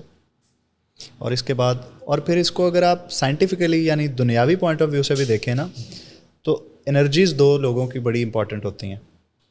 وہ کہتے ہیں کہ اگر تو آپ کو ہم خیال پارٹنر مل جائے تو زندگی آپ کی خوبصورت ہو جاتی ہے, اور اگر ہم خیال نہ ملے تو پوری زندگی آپ کو ایکٹنگ کرنی پڑتی ہے, کیونکہ آپ ایکٹ ہی کریں گے نا, ریئل فیلنگس تو ہیں ہی نہیں بیچ میں. سو انرجیز میچ کر جائیں تو, اور انرجیز میچ کرتی ہیں جب آپ پراپر وے سے ساری چیزیں اچھے طریقے سے پازیٹیو وائب کے ساتھ نکاح کیا, آپ نے رسپیکٹ دی, آپ نے وہ جو ڈیو رسپیکٹ دینی چاہیے آپ کو اپنے پارٹنر کو, یہ سوچے بغیر کہ یہ عورت ہے کہیں یہ سر تو نہیں چڑھ جائے گی. ابے یار, جب پیغمبر ایسا کیا کرتے تھے, ٹھیک ہے, جب اللہ نے ایسے حکم کیا ہے کہ ایسے کرو, جب باقی دنیا اس کو پریکٹس کر رہی ہے اور ان کو بہتر نتائج مل رہے ہیں, آپ کو کیا بیماری پڑی ہوئی ہے کہ آپ اس بات کو تسلیم کرنے کو تیار نہیں ہیں. سو میری اور ارزا کی انرجیز اس طرح کی ہیں, الحمدللہ اللہ تعالیٰ کا بڑا احسان ہے کہ وہ بڑا پازیٹیو امپیکٹ اس کا ہماری زندگیوں پر ہے. اور ایک تو یہ کہ ہم دونوں اپنا اپنا جیسے کام کر رہے ہیں, اس کے علاوہ ہمارا جوائنٹ وینچر بھی چل رہا ہے, تو آبویسلی کہ نئے ایونیوز بھی نکلے شادی کے بعد, رسک کے, کمانے کے. So it had a positive impact. جان بھائی, مجھے لگ رہا ہے کہ مجھے آپ کو دوبارہ ایک مرتبہ پھر انوائٹ کرنا پڑنا ہے, کیونکہ آپ کی بہت ڈیپ انڈرسٹینڈنگ ہے. آج ہمیں ان کی بہت ملٹی فیسیٹڈ ہے, ان کی مطلب ایک ایسا پہلو ہے جو بہت ڈیپ ہے. ان کے ساتھ ون آن ون کانورسیشن ہونی چاہیے, تو اس کے لیے میں آپ کو دوبارہ انوائٹ کروں گا, آپ کو میں دوبارہ انوائٹ کروں گا. Thank you so much for coming, it was wonderful having you guys over here. تو آج ہماری مس ارزا خان اور ذیشان بھائی کے ساتھ بہت انسائٹ فل گفتگو ہوئی. انہوں نے اپنے پروفیشنل لائف کے بارے میں, پرسنل لائف کے بارے میں بتایا, تو بہت مزہ آیا. And we wish them best of luck. آپ سے ملاقات ہوگی انشاء اللہ تعالیٰ نیکسٹ پوڈ کاسٹ میں. انٹل دین, اللہ حافظ.